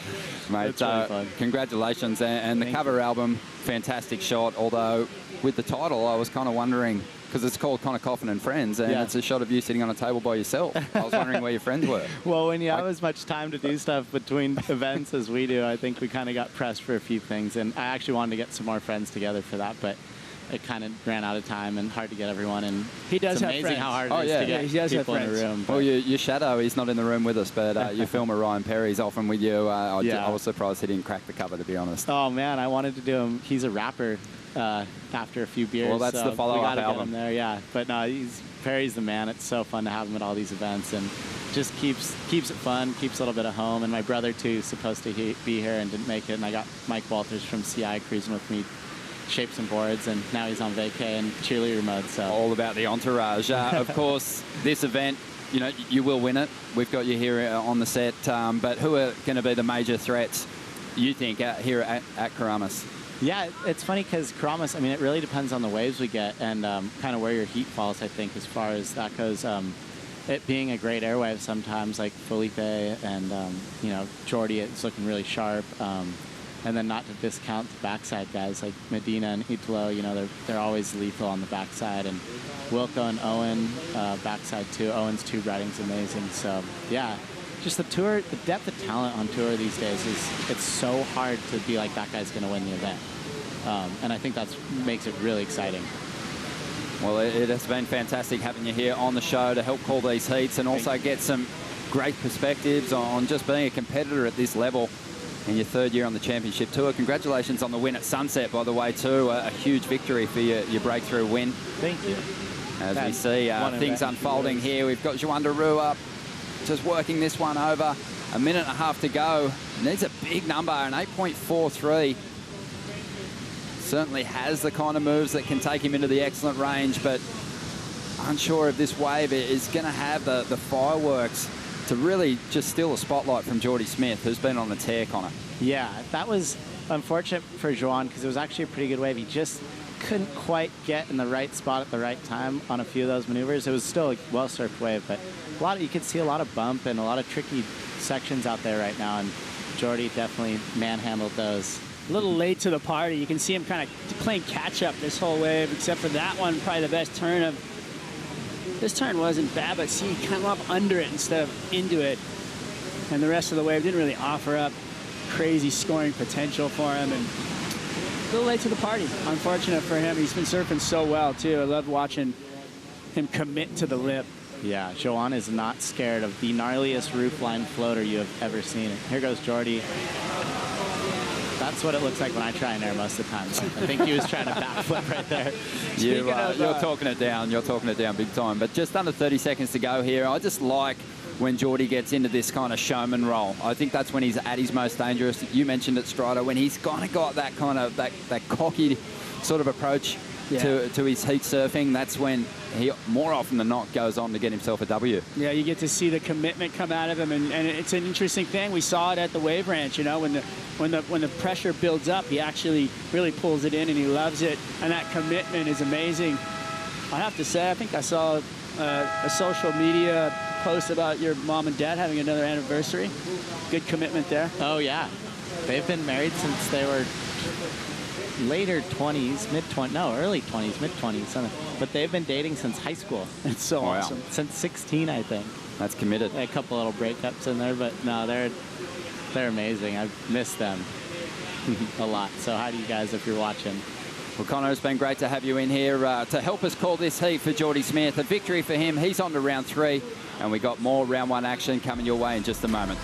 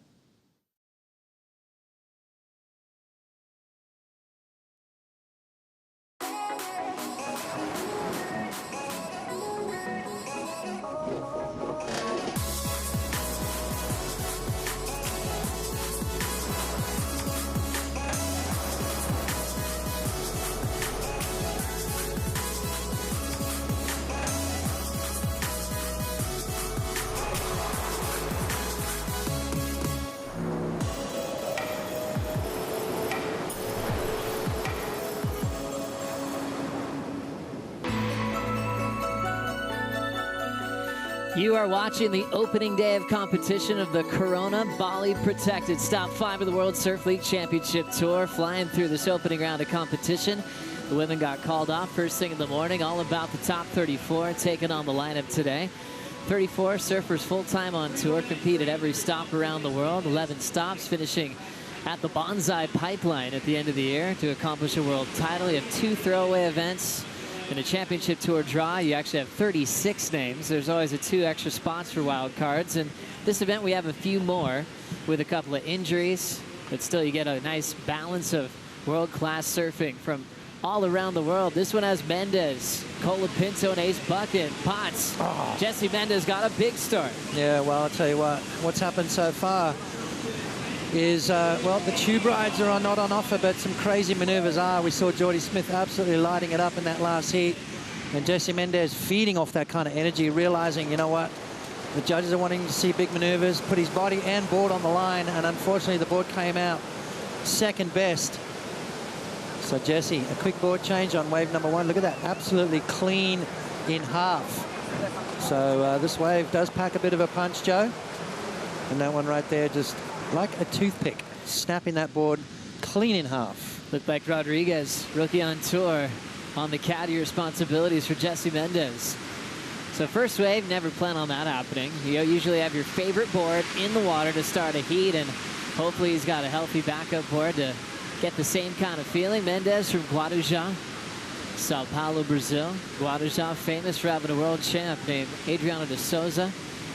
But Jesse got to see a lot of talent from right around the corner. Miguel Pupo was close by. Medina was close by. He had some pretty fierce rivals at a very young age. For a little bit of an equipment update, Kaipo Guerrero's on the scene. What do you have for us, Kipes? Quick pit crew for Jesse Mendez. Board snapped cleanly in half. You saw it on that final section there. And a little detail, he's riding a 6-1 out there. It looks like it's about a little under 19 inches wide. We got Emrod preparing the backup for Jesse Mendez. So all the Brazilians working together in support, Joe. Kaipo, what are the biggest responsibilities if you're going to be a caddy for somebody on tour? Run fast, I would say. Run fast, and 2, be able to change the fins extremely fast. So Emrod doing both of those. He sprinted down there, and he's already got the new fins in this board and waxing it up for Jesse Mendez. Kaipo, how deep are the quivers? Are you noticing in the locker room area, or basically that deck? Are you noticing a lot of boards here today? I'm saying the average board count is between 3 and 4 that the surfers will bring down to the beach. That way you have your first board, your backup to your backup, and your backup to your backup to your backup. Great to have that read, and also a healthy quiver for Jesse Mendez. He counts on Channel Island surfboards to compete on the top stage. Colapinto, big windup, going for a massive alley-oop. He'll inject. And what a feeling he had flying through the air. Something that he's famous for at a very young age, is going for massive moves. Already sending it real quick here at Karamas. Mendez on board number 2. Big snap right in front of the rookie. Colapinto, and he'll jam that end section to close this one out. You love that rookie rivalry for Mendez and Colapinto. And the seasoned veteran of Ace Bucket getting started with a big backhand whip. Oh. And he'll disappear in transition. Yeah, coming down just a little late right there, wiping off a bit too much speed. I like Griffin's approach, though. We want to see more of that. You know what, if that tube ride's not on offer, Joe, let's see some radical airs. Let's see some innovation. Let's see something we haven't seen before. But Jesse Mendez sticking to the face of the wave. Beautiful snap to free fall drop. And then really going for it again. I mean, this is the maneuver that snapped his board on the wave before, but you can tell these guys are not scared to put their body and boards on the line. And Mendez starting off with a 3.83, and he's going to back it up with another good score. So big turns, kind of the order of the day right now. With that wind sort of backing off again just a little bit. Are we going to see that tube come back into play? Let's hope so. Karamas definitely seems to be the venue that keeps you guessing on when it's going to really start lining up once again. Remember showing up here in the dark pots, and it was absolutely on fire, cranking. Kieran Pro, our commissioner, couldn't get things started quick enough. And then a couple of changes in the lineup condition-wise. When Medina hit the water, remember his high score with a win was a 3.6. Well, that's what you got to do. You know, you're going to have those ebbs and flows. The ocean's going to change its mind. You know, we're going to have different faces. So, you know, in saying that, you talk about how deep guys' quivers are. You know, you're obviously going to have your hot rod, your board you want to ride, your high-performance board, but then you want to step up as well, just in case things change, just in case that swell fills in, we see some bigger waves coming through. You want to then ride something with a bit more rail in the water. So even though these guys have got backups to their hot rods, they're going to have a step up as well, and then a backup to that. So you've got to really have all bases covered. Well, former top 10 in the world, Rosie Hodge, in the water. We're watching this heat go down. Rosie, anything you like about the conditions right now? I'm loving the conditions. I almost feel like I'm in a time lapse just watching the different faces of Karamas change in front of me. But interesting, the water is glassy at the moment, guys. I know that we did have a bit of a wind line earlier, but it's laid right down. Hopefully the land doesn't heat up too quickly and we get that little bit of a breeze on it. But I still think right now with that tide starting to go low, there's definitely those foliar sections presenting themselves. The barrel's a little bit less on offer, so we're going to see those bigger air sections come into play. Rosie, you see a lot of Griffin Colapinto when you're back home in San Clemente, and you saw him go for broke on a big section just a moment ago. What are your predictions out of this super rookie in the next 20 minutes? I do not think this guy's going to hold back at all. I think he's here to perform for us, and you can tell, you know, he's got that cheeky grin on his face. He's looking to go for something big, so let's see if he can pull it out. A lot of excitement coming to Karamas once again after a 5-year hiatus. We're still going to keep tabs and put maybe pressure pots on the top 34 and top 17 of laying down the biggest move of the season at this venue. So far, we've got a lot of room to move. It's just opening day. We've had some troubling conditions at some heats, but it's going to be improving the next couple of days. Meanwhile, Griffin got some shade just a moment ago. Oh my gosh. Almost coming out of that one there. So you heard Rosie talk about there's a few more bowlier sections. Well, that is a classic example of what we're looking forward to over the next hour or so. That tide going out, the wind lying down just a little bit, so we're going to see a few more tube rides come back into play. Griffin, no stranger to the barrel, but I want to see some more innovation from him. What a class act on tour. Was able to get himself into the Pipe Masters by getting through those challenging trials events over at Pipeline. And at a young age, when you're 16, 17, already proving your spot, especially when you're from San Clemente, was a really big deal. Then, to be the first Californian to take the Triple Crown last season was just made these anticipations for his start at Snapper even bigger. And then he lived up to the expectations again by making finals day. Yeah, exactly. And by the way, getting the only perfect 10-point ride of the whole event. So no slouch, that's for sure. Definitely belongs on the tour. Since then, though, we've seen a couple of little hiccups, little speed bumps in the road, but I think once he gets himself back on track, this kid's going to work it out. I think we're going to see bigger things from him. Let's hear from Jordy Smith with Kaipo. Jordy went out there, attacked your heat. Your feelings on your opening round here at Karamas? It was good the second half. My heat, the first half, I kind of just was pretty amping. I ended up not giving Joe on that wave, but I was just ended up being a little too deep. So that wave probably would have been mile like 5 or 6, you know, to start it off. But nevertheless, I just thought kind of halfway through, just let it go, let it fly, and just wait for the bigger waves. They seem to like those bigger ones. Open up on the big first turn. You're on to round 3. You've had a usual run of 13th place. How are you going to fix that up here at Karamas? Just make round 4. Pretty simple. Catch the best waves and just give it everything you have. There you go. Simple solution. Jordy Smith on to round 3, guys. Yeah, thank you, Kaipo. Also, yeah, Jordy not giving us too much. He's just really trying to stay focused and knowing that he does, in fact, have a start that he's not going to be happy with number-wise. You think about getting the Bells win in the past, back-to-back seasons, though, that he's got to be proud of being in the title race heading into Pipe. But now he's got to approach a title campaign much differently for the last 2 years. Yeah, well, I mean, we've seen what Gabriel Medina can do towards the back part of the year, so, you know, George's got to stick to his guns. You know, if he surfs the way he surfed here today, we'll see bigger and better things from him this year, but, you know, he just needs to get a few results under his belt, get that confidence back up, and we'll see Jordy light it up. With some speed, just a flyaway for the rookie from San Clemente. Mendez also his first strike full-time on tour. Saw him get a couple of wild card call-ups last season. You see the power here at Karamas. Broken board for Mendez on his first wave, and Griffin just trying to save his equipment by getting under there, Potts. Yeah, I mean, it's not a big wave, but you don't want to push under that and get hurt. Ace now setting up a backhand attack that's made him a lot of money. He's able to recover the first turn on an awkward section. Now this thing just splitting different directions. He's got to get out.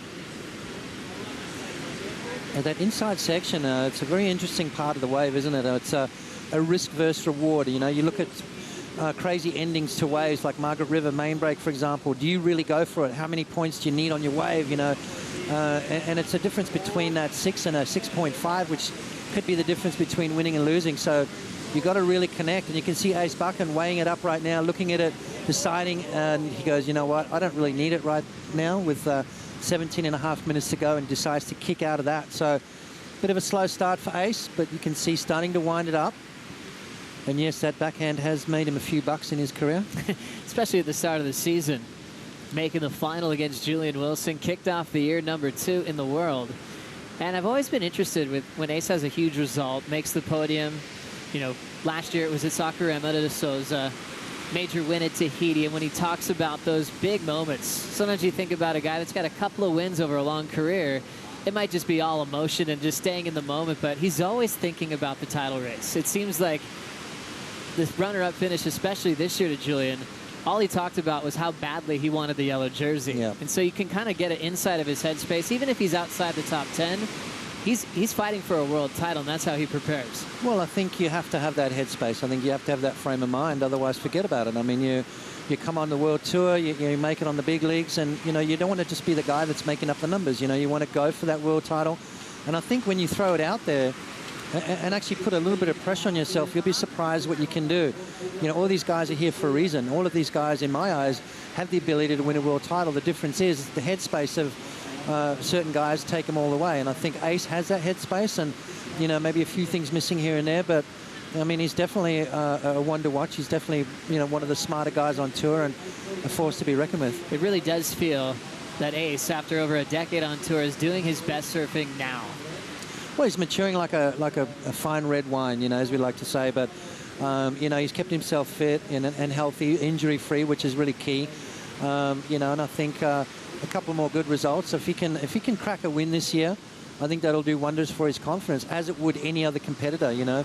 To make the finals is one thing, but then to go on and win it is a completely different thing. And if Ace can win an event in the early stages of this year, we'll see him right there at the end. This is how hard the tour is. After the final on the Gold Coast, he's had 13th and 25th since from #2. Now still top 10, barely holding on to that 10th spot. Yeah, well, it's a rocky road. I mean, it's you know, there's no guarantees, and that's just a testament of, number one, how difficult it is with the talent that we have on tour this year, but also how difficult it is because of our playing field. Now you have everything in order, your boards are right, you've done all the training, you know, you've physically and mentally prepared, and you have a slow heat where the waves just don't come your way. You're out of rotation with priority, you know, little things like that can change your year in a big way. Making a move now, Mendez, still the heat leader after that broken board on the first effort. Big backside turn. Vertical with a tail slide and power, and he'll just slam it shut through the inside corner. Deep off the bottoms, Colapinto. Big board slide off the top of that rooftop section. And just will fade that one quickly and disappear in the inside corner. Griffin from San Clemente always looked up to this man, Pat Gudauskas, over the years. Pat sitting next to his wife, Hanale, and preparing for Karamas, a dream moment in Pat's career. Yeah, battle continues, Potts. Yeah, Mendez versus Griffin. Who's going to take this one? I love it. Well, it looks like Griffin's got the inside. Mendez maybe a longer wingspan. It's going to come down to who's done the training, who wants it the most. Both guys kicking, maybe Griffin kicking a little bit more. Important to get that second priority at the moment. Ace out the back with that #1 spot. Griffin holding the inside position. And there it is. Looks like Jesse Mendez kind of giving away a little bit. Griffin keeping that inside, though. I think that's going to be the difference. But Griffin still fighting for it. Knows that he probably has to make it clear cut since he had the last wave ridden. Jesse still trying to hang in there and hopes that the decision goes his way. Remember, if the waves comes, they've got to have a left gas in the tank to spin and go on it. Yeah, well, that's the thing, isn't it? How far do you push it? without depleting your energy. So right there, Griffin gets awarded for it. Mendez will try to catch his breath, losing the paddle battle there. We look at his last wave. Yeah, well, Jesse trying to improve on his second highest score, which you want to do at all times, a 4.73. A couple of nice turns there. I don't think it's going to go into his top two, but I like the fact he's keeping the ball rolling. This turn right here, though, that's more like it from Griffin Colapinto. Boosting it up and letting those fins slide a bit, but keeping that control, keeping that core over the, keeping his balance over the board and coming out of that nice and clean, not finishing on his feet. So Griffin back to the drawing board for him. Waves continue. Ace Bucket in position. Big backside blow in the pocket. There's that follow-up carve. Can he finish? Real clean surfing from Bucket. He'll get out of there. High mark of 3.07 before that. Griffin before his last 4.5. 5.67 was Jesse's highest. So all surfers building on that last exchange. Yeah, exactly right. Ultimately looking for a 7.33 is Ace Bucket, and there's that surgical-like approach that we love from Ace. It's all about the body language with Ace Bucket. I mean, his body contorts into such unique positions, which gives him that style that is unbelievable. It's taken him to some amazing results. It's kept him on the tour for a very long period of time. And he's got himself back in the heat.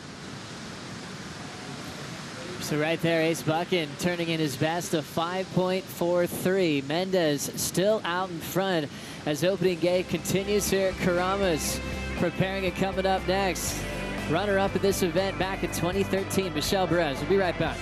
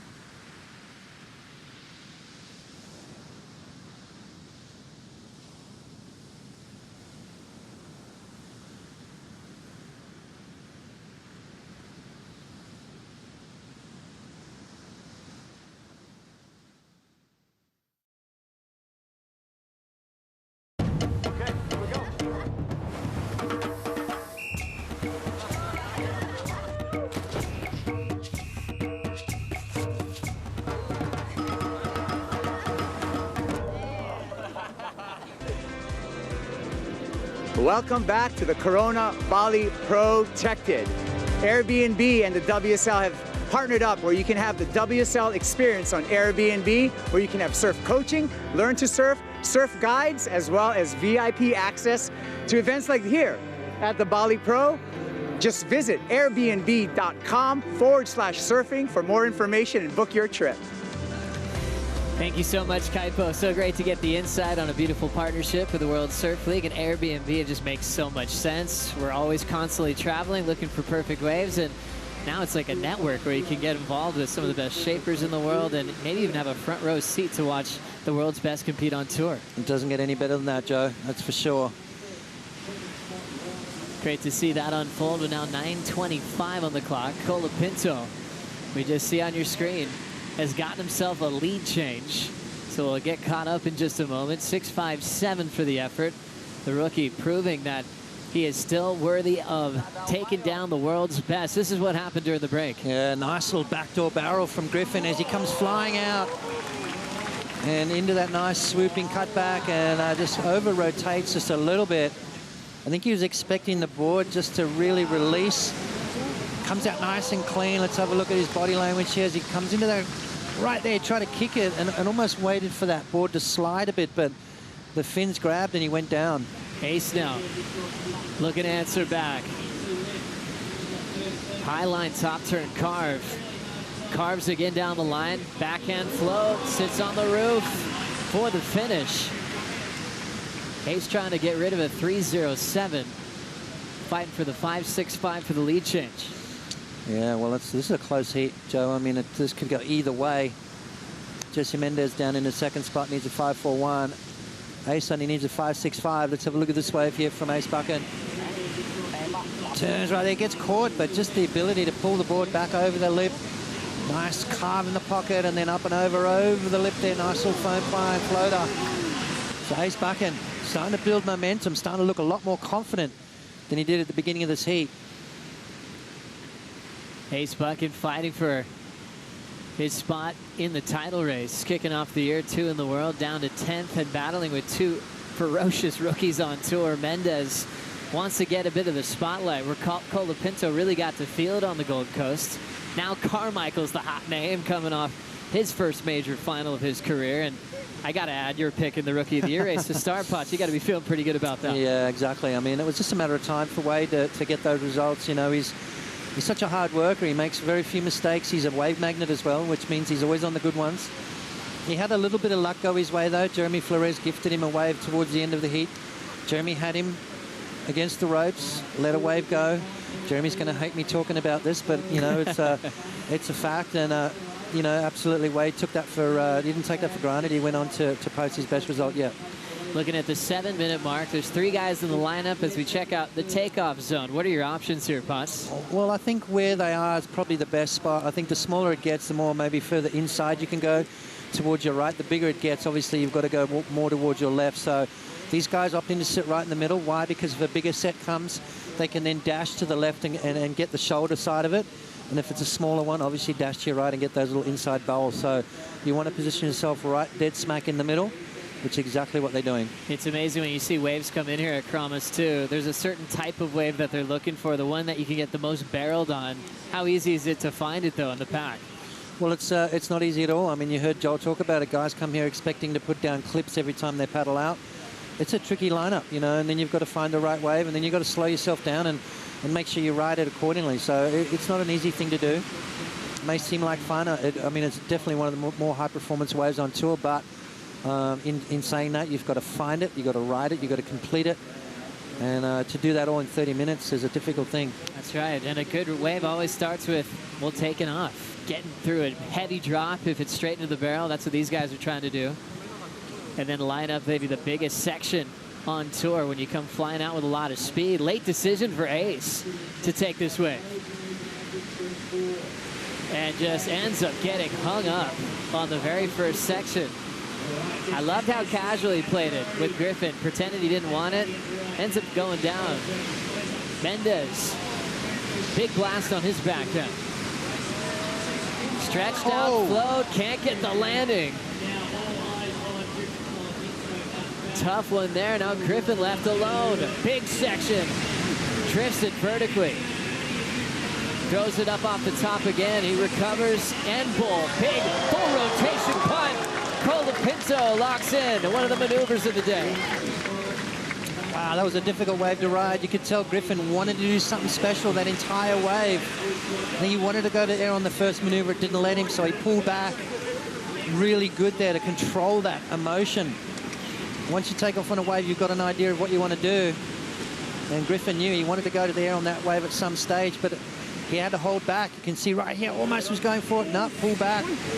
And again, he comes off the bottom, looking for the air, deciding to pull back again. And then went, you know what, I'm going for it. And then pulled it off right at the end there. Amazing stuff from Griffin Colapinto.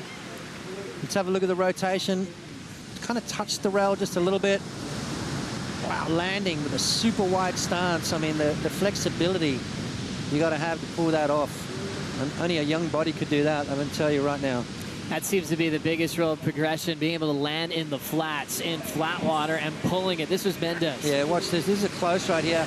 As he goes up and over Ace, and just maybe Ace in his peripheral vision right there, maybe sort of taking his eye off the prize. So Jesse goes down. Griffin comes through with another solid wave. Went to break. Griffin got the lead with a 6.57 and then an 8.5. Remember, Ace took the first wave of the set under priority, fell. Mendez had a big first turn, fell in his second, and Colapinto ends up capitalizing with that big finishing move. Full rotation in the flats. I mean, That was all breaking the rules back in the day. You're an aerial pioneer, Potts. The whole secret was find a soft landing, not one that could take you down. No, exactly right. I mean, landed out on the flat part of the wave, but you know, you could tell he was looking for something special on that wave, Joe. You know, and that's where stretching comes into play. That's where physical fitness comes into play.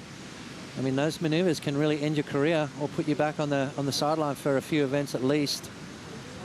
I mean, that stance was super wide. I mean, the flexibility to be able to compress and have everything just bend and not break, it was amazing. It's amazing how much time Griffin does spend working out all those things you're mentioning, a couple training zones in San Clemente. Guys like Kevin Dean and the DSC takes it very, very seriously. And you can see how it pays off. 8-5 now, and he's the guy to beat. Bucket deep on this one.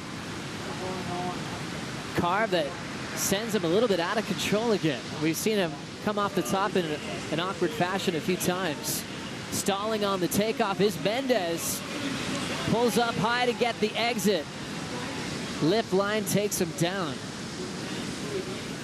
So the goofy footers struggling to catch up to Colapinto. 2:15 to go. Yeah, well, I'll tell you what, the natural footers kind of do have a little bit of an advantage on this wave, Joe, where you tend to be able to pump in the barrel and avoid those foam balls, but when you're on your backhand, very difficult to do. But let's talk about the flats now. The flats meaning, as Griffin goes into this aerial maneuver here, if we pause it right there, where you want to land is kind of on this transition here. That's the safest place to land, but the flats meaning right here, that's where Griffin's landing, right here on the flat part of the water. Now, the flat part of the water doesn't have any give. It's almost landing on concrete in a way when you're going that fast. Back in my day, you wanted to land on the transition right there, landing in the flats, compressing. I mean, my knees have busted a fair few times from doing those kind of maneuvers, but Griffin doesn't seem to mind about landing on the flats, does he? Yeah, such a great read on just that intensity of landing in flat, still water, and that's why he got credit for it into the extra range at 8-5. Quickly noting the degree of difficulty that the judges look to, that they mentioned this morning in their notes on the judging criteria, and that's what they expect to see out of the world's best. Yep. A big full rotation after a couple of big turns, and Colapinto clearly dominating this heat.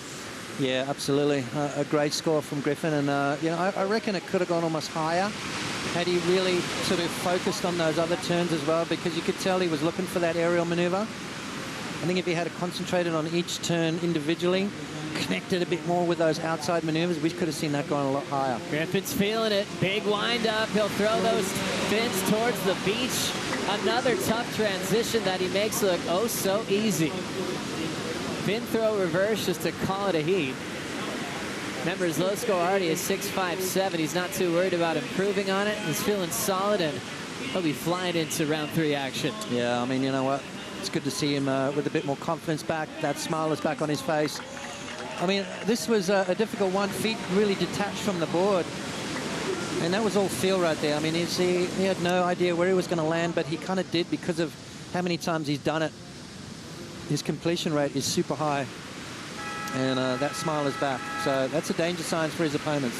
Griffin Colapinto throwing down a highlight reel, 8.5. He got the 6.57 before it to take over against Ace Bucket and Jesse Mendez. Round 1 continues with exciting action. Michelle Perez takes on Matt Wilkinson and Pat Kudowskis right after this.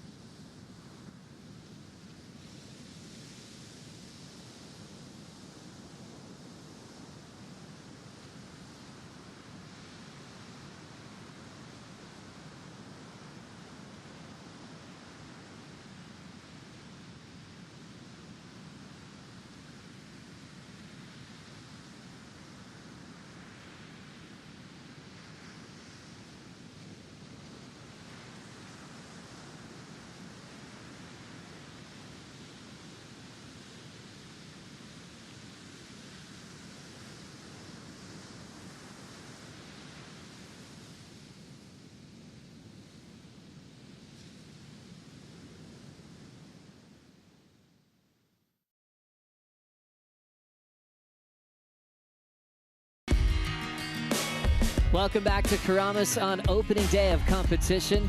It's an exciting playing field, one of the most high-performance waves in the world, called Karamas here on the eastern side of Bali, a relatively quiet secret spot for many, many years until it completely blew up at the turn of the century. Got 3 new guys in the lineup. Michel Perez, representing Tahiti, runner-up in the contest in 2013, takes on Matt Wilkinson from Copacabana, Australia, and Pat Gadauskas from San Clemente, California. Pat's not a rookie, re-qualifying this year. So he's just back doing what he loves the best and ready to do battle at one of the most high-performance waves. Potts, predictions on this heat. Will we see something massive above the lip? I think we will. I think we're going to see something from Matty Wilco. Maybe a little rodeo flip. I want to see that from him. I mean, he's kind of gone a little quiet with those aerial maneuvers. It's time today to do it. Michel Perez, I think we'll see more rail turning from him. And Paddy G, well, a healthy mix of both. So Michel, though, you could say maybe more experience here than the other 2 surfers making the finals up against Joel the last time this event ran. It was a kind of a breakthrough moment, wasn't it, for Michel Perez? He had never been in a final before. He was always a threat to be a big story on tour, but he would overpower sections and go down sometimes on critical turning points and heats, and it kind of marked the first time where he figured out the system on how to consistently win. Made his first final the following season. He picked up not just 1, but 2 wins that year to officially enter the title race. Yeah, exactly. And I think Michel Perez's downfall was that every single wave he attacked at 110%. And I think when you do that, you know, obviously it makes for exciting surfing, but it also comes along with that mistakes. And I think that was holding Michel back. Fine-tuned it. You know, he still surfs at 100%, so he's taken off about 10. But still radical enough to be up there as one of the world's best. Now equals 7th on the Jeep leaderboard, Michel Perez being the top seed, representing maybe the most powerful athlete on tour, and was a huge part of Team World's victory at the Founders Cup, showing that power is always going to look incredible no matter what the venue that you're surfing on. Matty Wilkinson, last 2 seasons, has been in the title race, been in the top 5. A little bit different role this year, Potts. Yeah, well, down in number 28 spot, so a bit of work to do for Matty Wilco.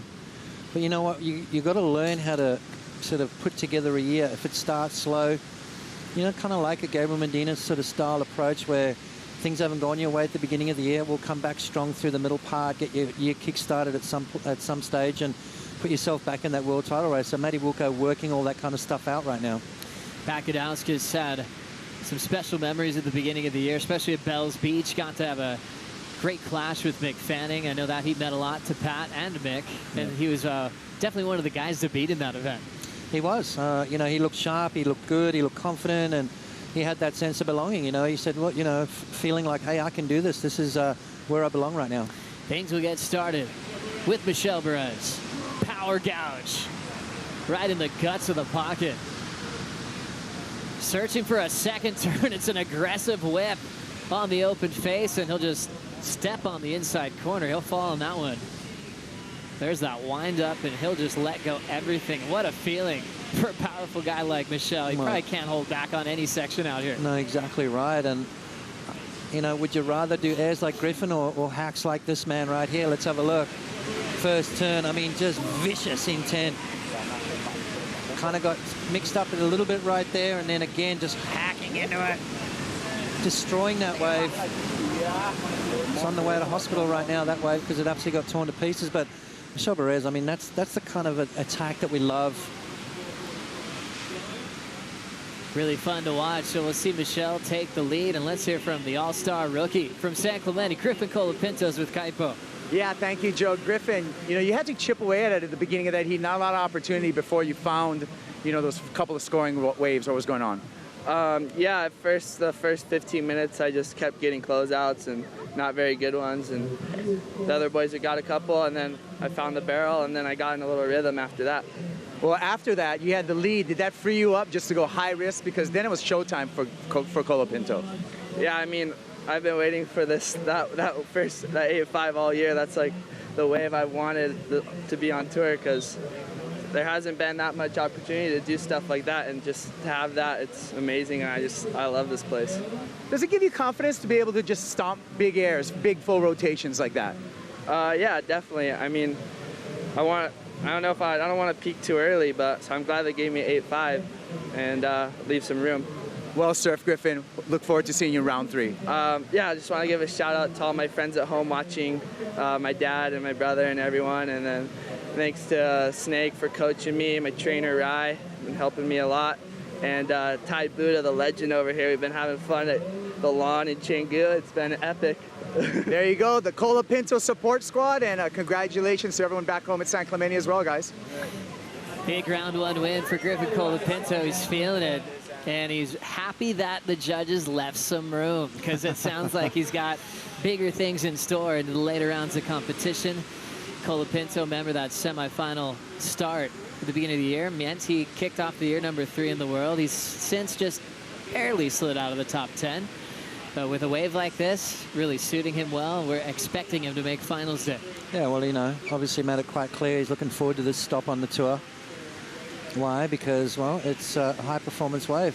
It's a wave that allows Griffin to show what he's got, and a sign of things to come. Can't wait to see more. So looking at 22.5 remaining. Gudauskas with priority. One of the rare places in the world where you're sitting in the pool, looking for a Corona, watching the world's best compete. At what a venue this is. And it feels like that cool wild card moment where you're not running into an event with 4 decades of history with the usual suspects that dominate it. It gives you just a fair look on everyone's strengths and weaknesses, figuring out this wave on the fly for some of them who haven't been here a lot, and then seeing that comfort factor from a lot of the world's best, like even the younger names. Connor Coffin was so dangerous as a junior in the championships. He had a quarter, he had a semifinal the following year. So when he saw this pop up on the calendar, it probably feels like a second home. No, exactly right. Rubbing his hands together. Why? Because he's got experience out here, but you know, you just got to look at these guys are the best in the world. So how long is it going to take them to work this wave out? You know, you take off, you get barreled, you come out, you do a couple of big turns. I mean, it sounds easy, but it's finding the right wave. And I think that's what they've got to learn. They've got to learn the takeoff zone, where, you know, where the different waves come in, different angles of swell, which we'll see over the next few days. So it's going to be a fun event. I can't wait to see how much more these guys have got. Michel Perez, 5.33 start. Remember, didn't get the finish, but 2 power hooks to get going down the line. Wilco looked at a wave, so Pat Gudauskas can wait with priority. His twin brother, Dane, is on that strike mission to cloud break at the moment. I think the younger brother, Tanner, is there as well. Tanner and Pat were on tour together when they had the mid-season rotation, so Tanner got to be on the Dream Tour, and we've obviously seen that some wild card devastation out of Tanner, especially lower trestles that famous year when he made the final series. But now it's all about Pat channeling the hard work that it's taken to get back on tour. 4 hard years on the QS. That's a long time, Pot. So even maybe think about a career change. I would have. I mean, it's tough. You know, 4 years grind on the QS. It's enough to make most people cringe and not want to do it, but not him, not Pat Gudauskas. He's a fighter. You know, it's a testament to, you know, just the strength and the mental fortitude that he's got. So good to see him back on tour where he belongs. Needs a couple more results, so to keep the ball rolling. And even on his airbrushes this year, he kind of had some of his favorite QS Warrior sprays, like that bright neon yellow look. He said he can look down on it in a heat at the CT level and just be reminded quickly of all those hard years on the QS to get back to this point, giving him that fire to never give up in every matchup. You know, exactly, and I think that's part of working hard for it as well. I mean, you walk down to the water's edge and you stand there before you paddle out and you look across and you see your opponent and you go, you know what? I've worked way harder than you. I've gone through way more than you. I've sacrificed more. There is no way you're taking this away from me. And if you've got that mental state, you know, you then just let your ability take over and things can go your way. So you've got to have that. And if you haven't done that hard work, you walk down to the water's edge and you feel like, oh my gosh, I hope things go my way. And it's just not the right attitude to have. Not at this level anyway. Pat, obviously a twin with Dane and then younger Tanner. What are some of your best sibling combos in surfing history? Oh, well, the Irons brothers obviously was an amazing one, but for me, the Hopgood brothers, those guys really went at each other amazingly. I think I remember an event at was it Santa Cruz where Damien was on the cusp of getting knocked off the tour, and CJ turned around. He said, if anyone's going to knock you off, it's going to be me. Oh, my God. Instead of going, hey, let me get you back on tour. That was incredible. Michelle flying down the line. Big attacking hack off the roof. Jams it vertically. Looking for a third move down the line. Big windup again and shuts it down. Love the intensity and the spark out of Michelle Perez.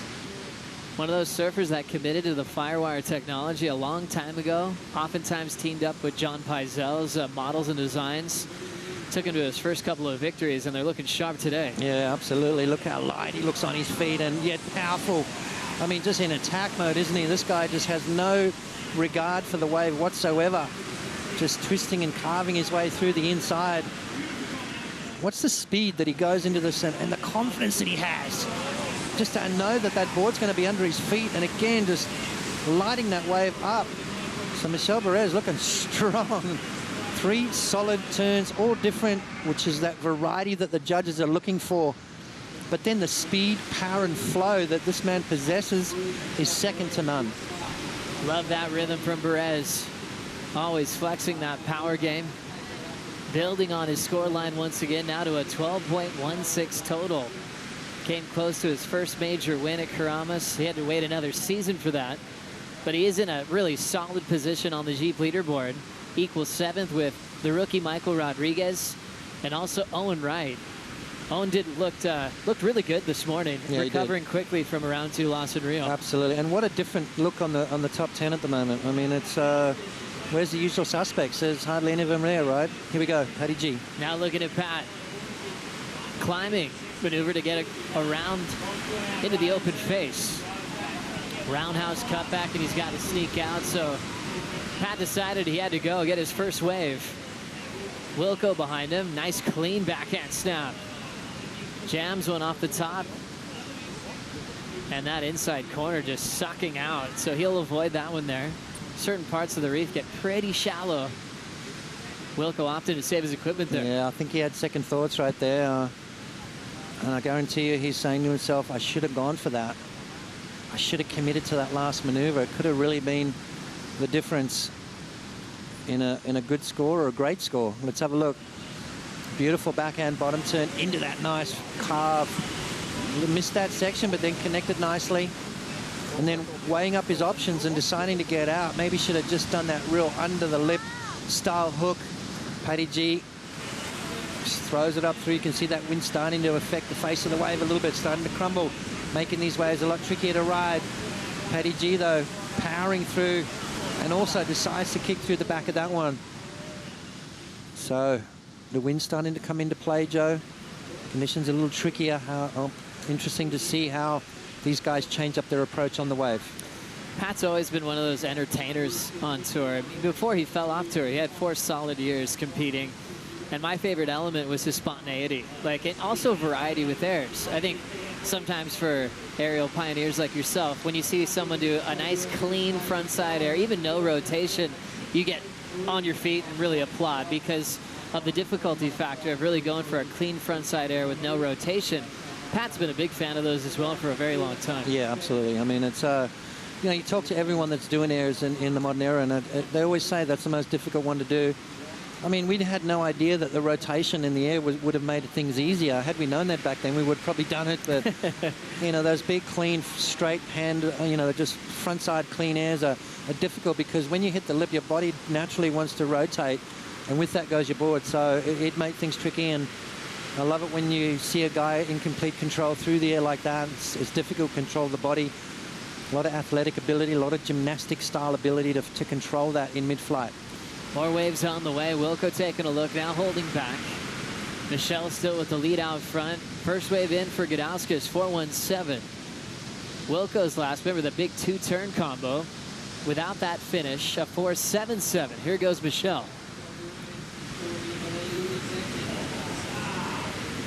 Big wrap before the oncoming section. Out front, there's a quiet little wrapping turn, and he'll hop out. So still keeping the energy full gauge here. Pat's up now. Here comes the windup. You can feel him just wanting to transition into the air this time. He's incomplete, down to 14 minutes here at heat number 10. Here at the Corona Bali Protected, presented by Hurley. 5th stop of the season. Had already some really cool stories in the title race. Pat was enjoying a top 10 feeling, kind of like the story with Ace, story with Griffin. Pat slid down to the 20s now, and he's looking to come back.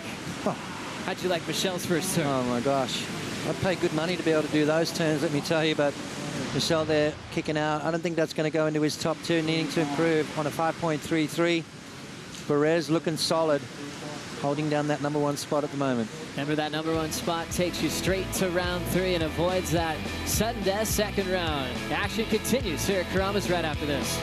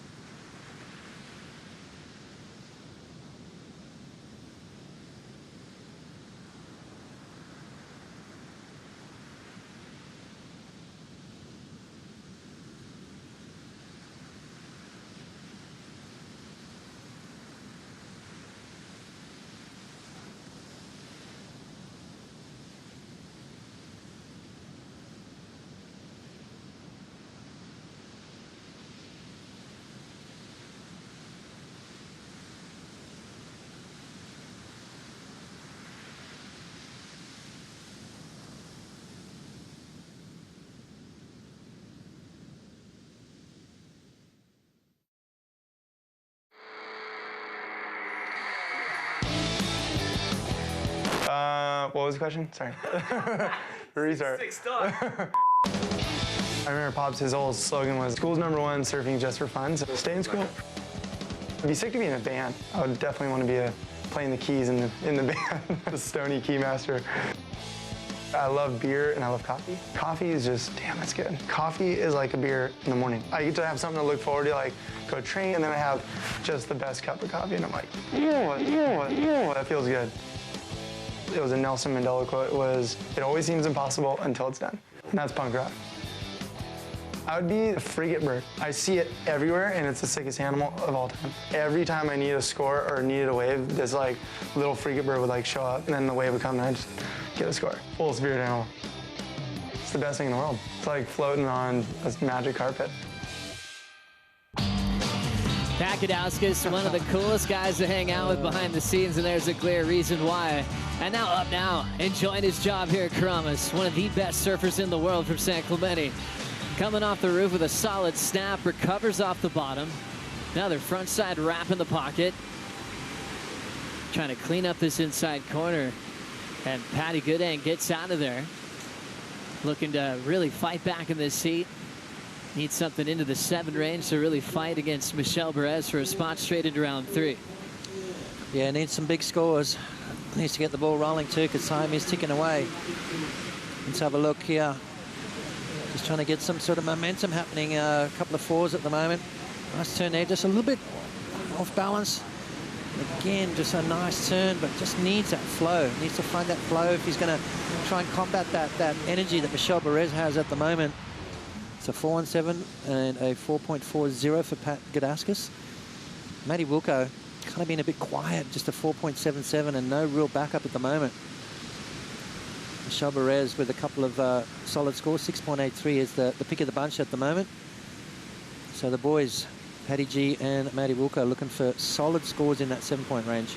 Matt Wilkinson was also here back in 2013, competing on his backhand attack. Remember, he knocked out Kolohe Dino in the 2nd round.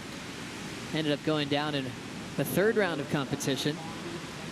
He's always keeping things pretty happy-go-lucky, and it was really cool to see that side of him still in the running, even though he hasn't had that crazy start that he's really enjoyed the last 2 consecutive years. He's really keeping his head on right, and I think we've seen him grow so much, Potts, in the last couple of years, because before he was a world title contender, he was just focused on requalification, and we saw him grow in the spotlight of getting questioned about nerves and the Jeep yellow jersey, which he wore quite often the last couple of years. And I really think you see, even though his results haven't come this way this year, he's definitely learned a lot of valuable lessons the last 2 seasons. Absolutely right. Needs a takeoff zone. Obviously, Matty Wilco with priority starting to sit right in the middle, which is where we kind of talk about the bigger ones will break further to your left, the smaller ones right up on the inside where Paddy G is. But yeah, Matty Wilco, I mean, you know what?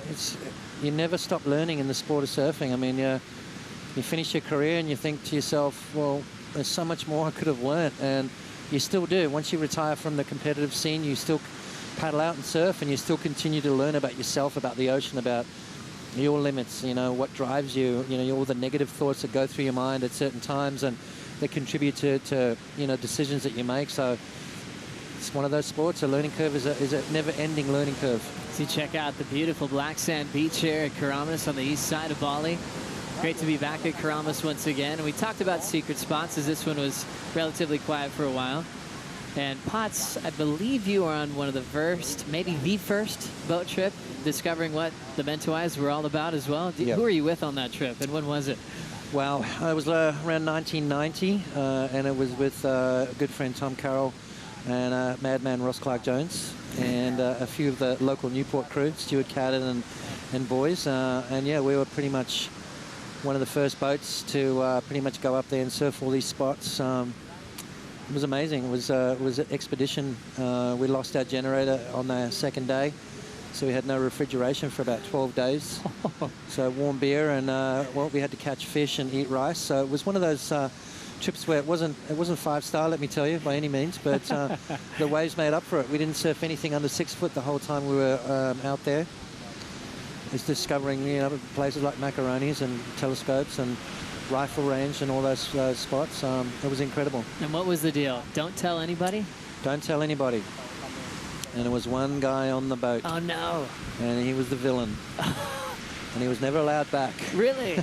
Was there a photo published? He knows who he is. Yeah, there's a couple of photos published that he leaked to the magazine, and they put it in the back of Surfing World magazine, a shot of me dropping in and Tom Carroll doing a bottom turn on what would be probably 15 to 18 foot waves. Wow. But perfect, absolutely perfect, Joe. Incredible. Looking back in surfing history, and Indonesia, just basically surfers heaven. You know, once, you know, you travel, you want to search for perfect waves. It felt like Bali was almost the dream realized. Why you have so many people that call this place home full time from all around the world, starting businesses. All the best shapers in the world spend a lot of time here, and there's a really thriving surf industry that you get to drive right past once you land at the airport. Yeah, it's huge. I mean, and it's growing too, you know. I mean, the infrastructure was battling to keep up with the amount of human beings that wanted to live here. So, you know, things kind of went downhill for a bit, but they're slowly, you know, fixing things up. Obviously, the roads and all that other stuff. Here we go. Michel Perez noticing the onshore conditions, but he'll power hack that first whitewater section. Fades it, blows the tail off the top. Showing his variety and control. And I think just the pure talent of Michel. That was a tough section to work with, and he still blew the fins out. Yeah, well, when you're as powerful as Michel Perez, you get to drive through those bumps. You and I would sort of like hop, hop, hop, hop, like going over speed bumps, whereas Michel Perez is so strong. He just literally drives through those and makes those turns look a lot smoother than what they would be had anyone else try to do them. Let's have a look. That wind's starting to pick up now, and Michel Perez, well, he doesn't mind, does he? Kind of reminds me of the beach break at home that he's got, Papara. Very similar, isn't it? Same kind of conditions, and Michel Perez looking confident, feeling good. I don't know whether that's going to go into his top two. I don't think so. So Michel Perez still holding down that first spot. Potts, that Papara beach break is really hard to surf. Yeah, it is. It's very tricky, and there's no rhyme or reason to it. It's quite random, so you've got to learn to think on the fly, you know, pick up lefts, rights, whatever comes your way, and deal with it. And I think that's why Michel Perez, when you look at his wins, as we see Wade Carmichael making his way down, his wins have been in tricky waves. Potts' pick in the Rookie of the Year race before things got started on the Gold Coast of Australia, and now Wade Carmichael sits number 5 in the world behind Gabriel Medina, just one spot ahead of Ezekiel Lau. Carmichael coming up next against Federico Moraes and William Cardoso. Wilco winding up. Misread on the first section. He's got to get out of there. 4:25 to go. Wilco still needed a 7.39.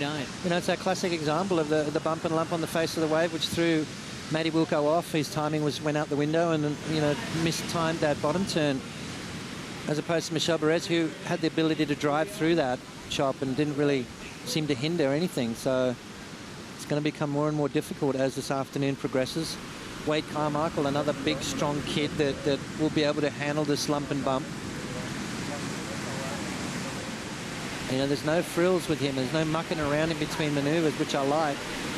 And we haven't really come into the events where I'm considering him to be a full danger man. So I think he's done well. Done really well and enjoying his job here. It just feels like this amazing event for all competitors, all staff, just enjoying that peaceful feeling that you have when you come to a beautiful place like Bali. No wonder it's one of the #1 holiday destinations in the world, but also surfer's paradise. You know, the trick then is to snap out of that I'm on holiday feeling because of how beautiful it is, palm trees and swimming pool and people drinking cocktails and drinking Coronas, and then have to click into competitive mode. So I think that's the tricky part. Balancing that is what Pat's trying to do here. Late takeoff. Has some speed. There's a layback jam, one of his favorites. Late hit on the big section. He's down.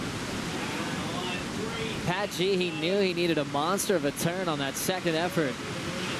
Double up on the takeoff. Swallows up Matty Wilkinson. We've seen some pretty wild wipeouts today, Potts. Yeah, we have. It's a tricky wave, you know, and it's quite abrupt. I mean, it's a real tight transition, so your timing's got to be spot on. You know, it's a short wave, so you almost feel like you've got to really try and fit as much in as possible. Patty G, opening turn, fantastic. Right there, hooking into it. And then just a little bit late right there to the party, so that double pump bottom turn, he should have maybe driven off the first part of it. Matty Wilco over the ledge and down the mine shaft. Unfortunate for Matty Wilco. You know, when things go against you out here, I suppose it's hard to dig yourself out of that hole. Next one setting up for the Spartan, Michel Perez. 2-minute warning. Goes up a big vertical and he's down, but he's got a little room to move. Still counting a high 6.83, which feels like a massive score in the conditions on hand. So I'm looking forward to this next heat, that's for sure. 3 big fellas. It's all about the power-based game, and the highlighted name, top seed, is a rookie named Wade Carmichael from Avoca Beach in Australia, which just kind of lets us know we're almost about complete with round 1. Last heat of the round is Souza, former world champ, takes on Sebastian Zietz. Zietz with a ton of experience here as well, and also Iago Dora, who came off his best result of the season in Rio. It's going to be a good one. Iago Dora, a couple of years ago, eventually going down to Adriano de Souza in the semi-finals. De Souza going on to win. Both coached by Leandro, Iago's dad. So friendly fire for that camp. It seems sometimes the closer you are as friends, the more you'll get the matchups together. Tell me about it. De Souza looking focused. 2015 world champ preparing for action. 40 seconds on the clock, and priority with Matt Wilkinson needing a 7.39 to save himself here. It's been all about Michel Perez in the lead basically from the start. Opened up strong, built to a 6 ranger on his second effort, and looking to go right into round 3. It's up to Wilco though with priority, and Pat's in the back of the line. He can get that 7.39 required by Matty Wilco. I mean, that's a score that he can get with his eyes closed on that backhand. But the wave's got to come his way. And looks like we're going to run out of time. Wilco holding priority, but didn't get the start that Michel had. Perez, former runner-up at this event, flying into round 3 action, showing a quick power-based attack here at Karamas as round 1 continues. A big heat coming up in heat number 11. We'll bring in Ronnie Blakey and Strider Raspberry Wazalewski for the call.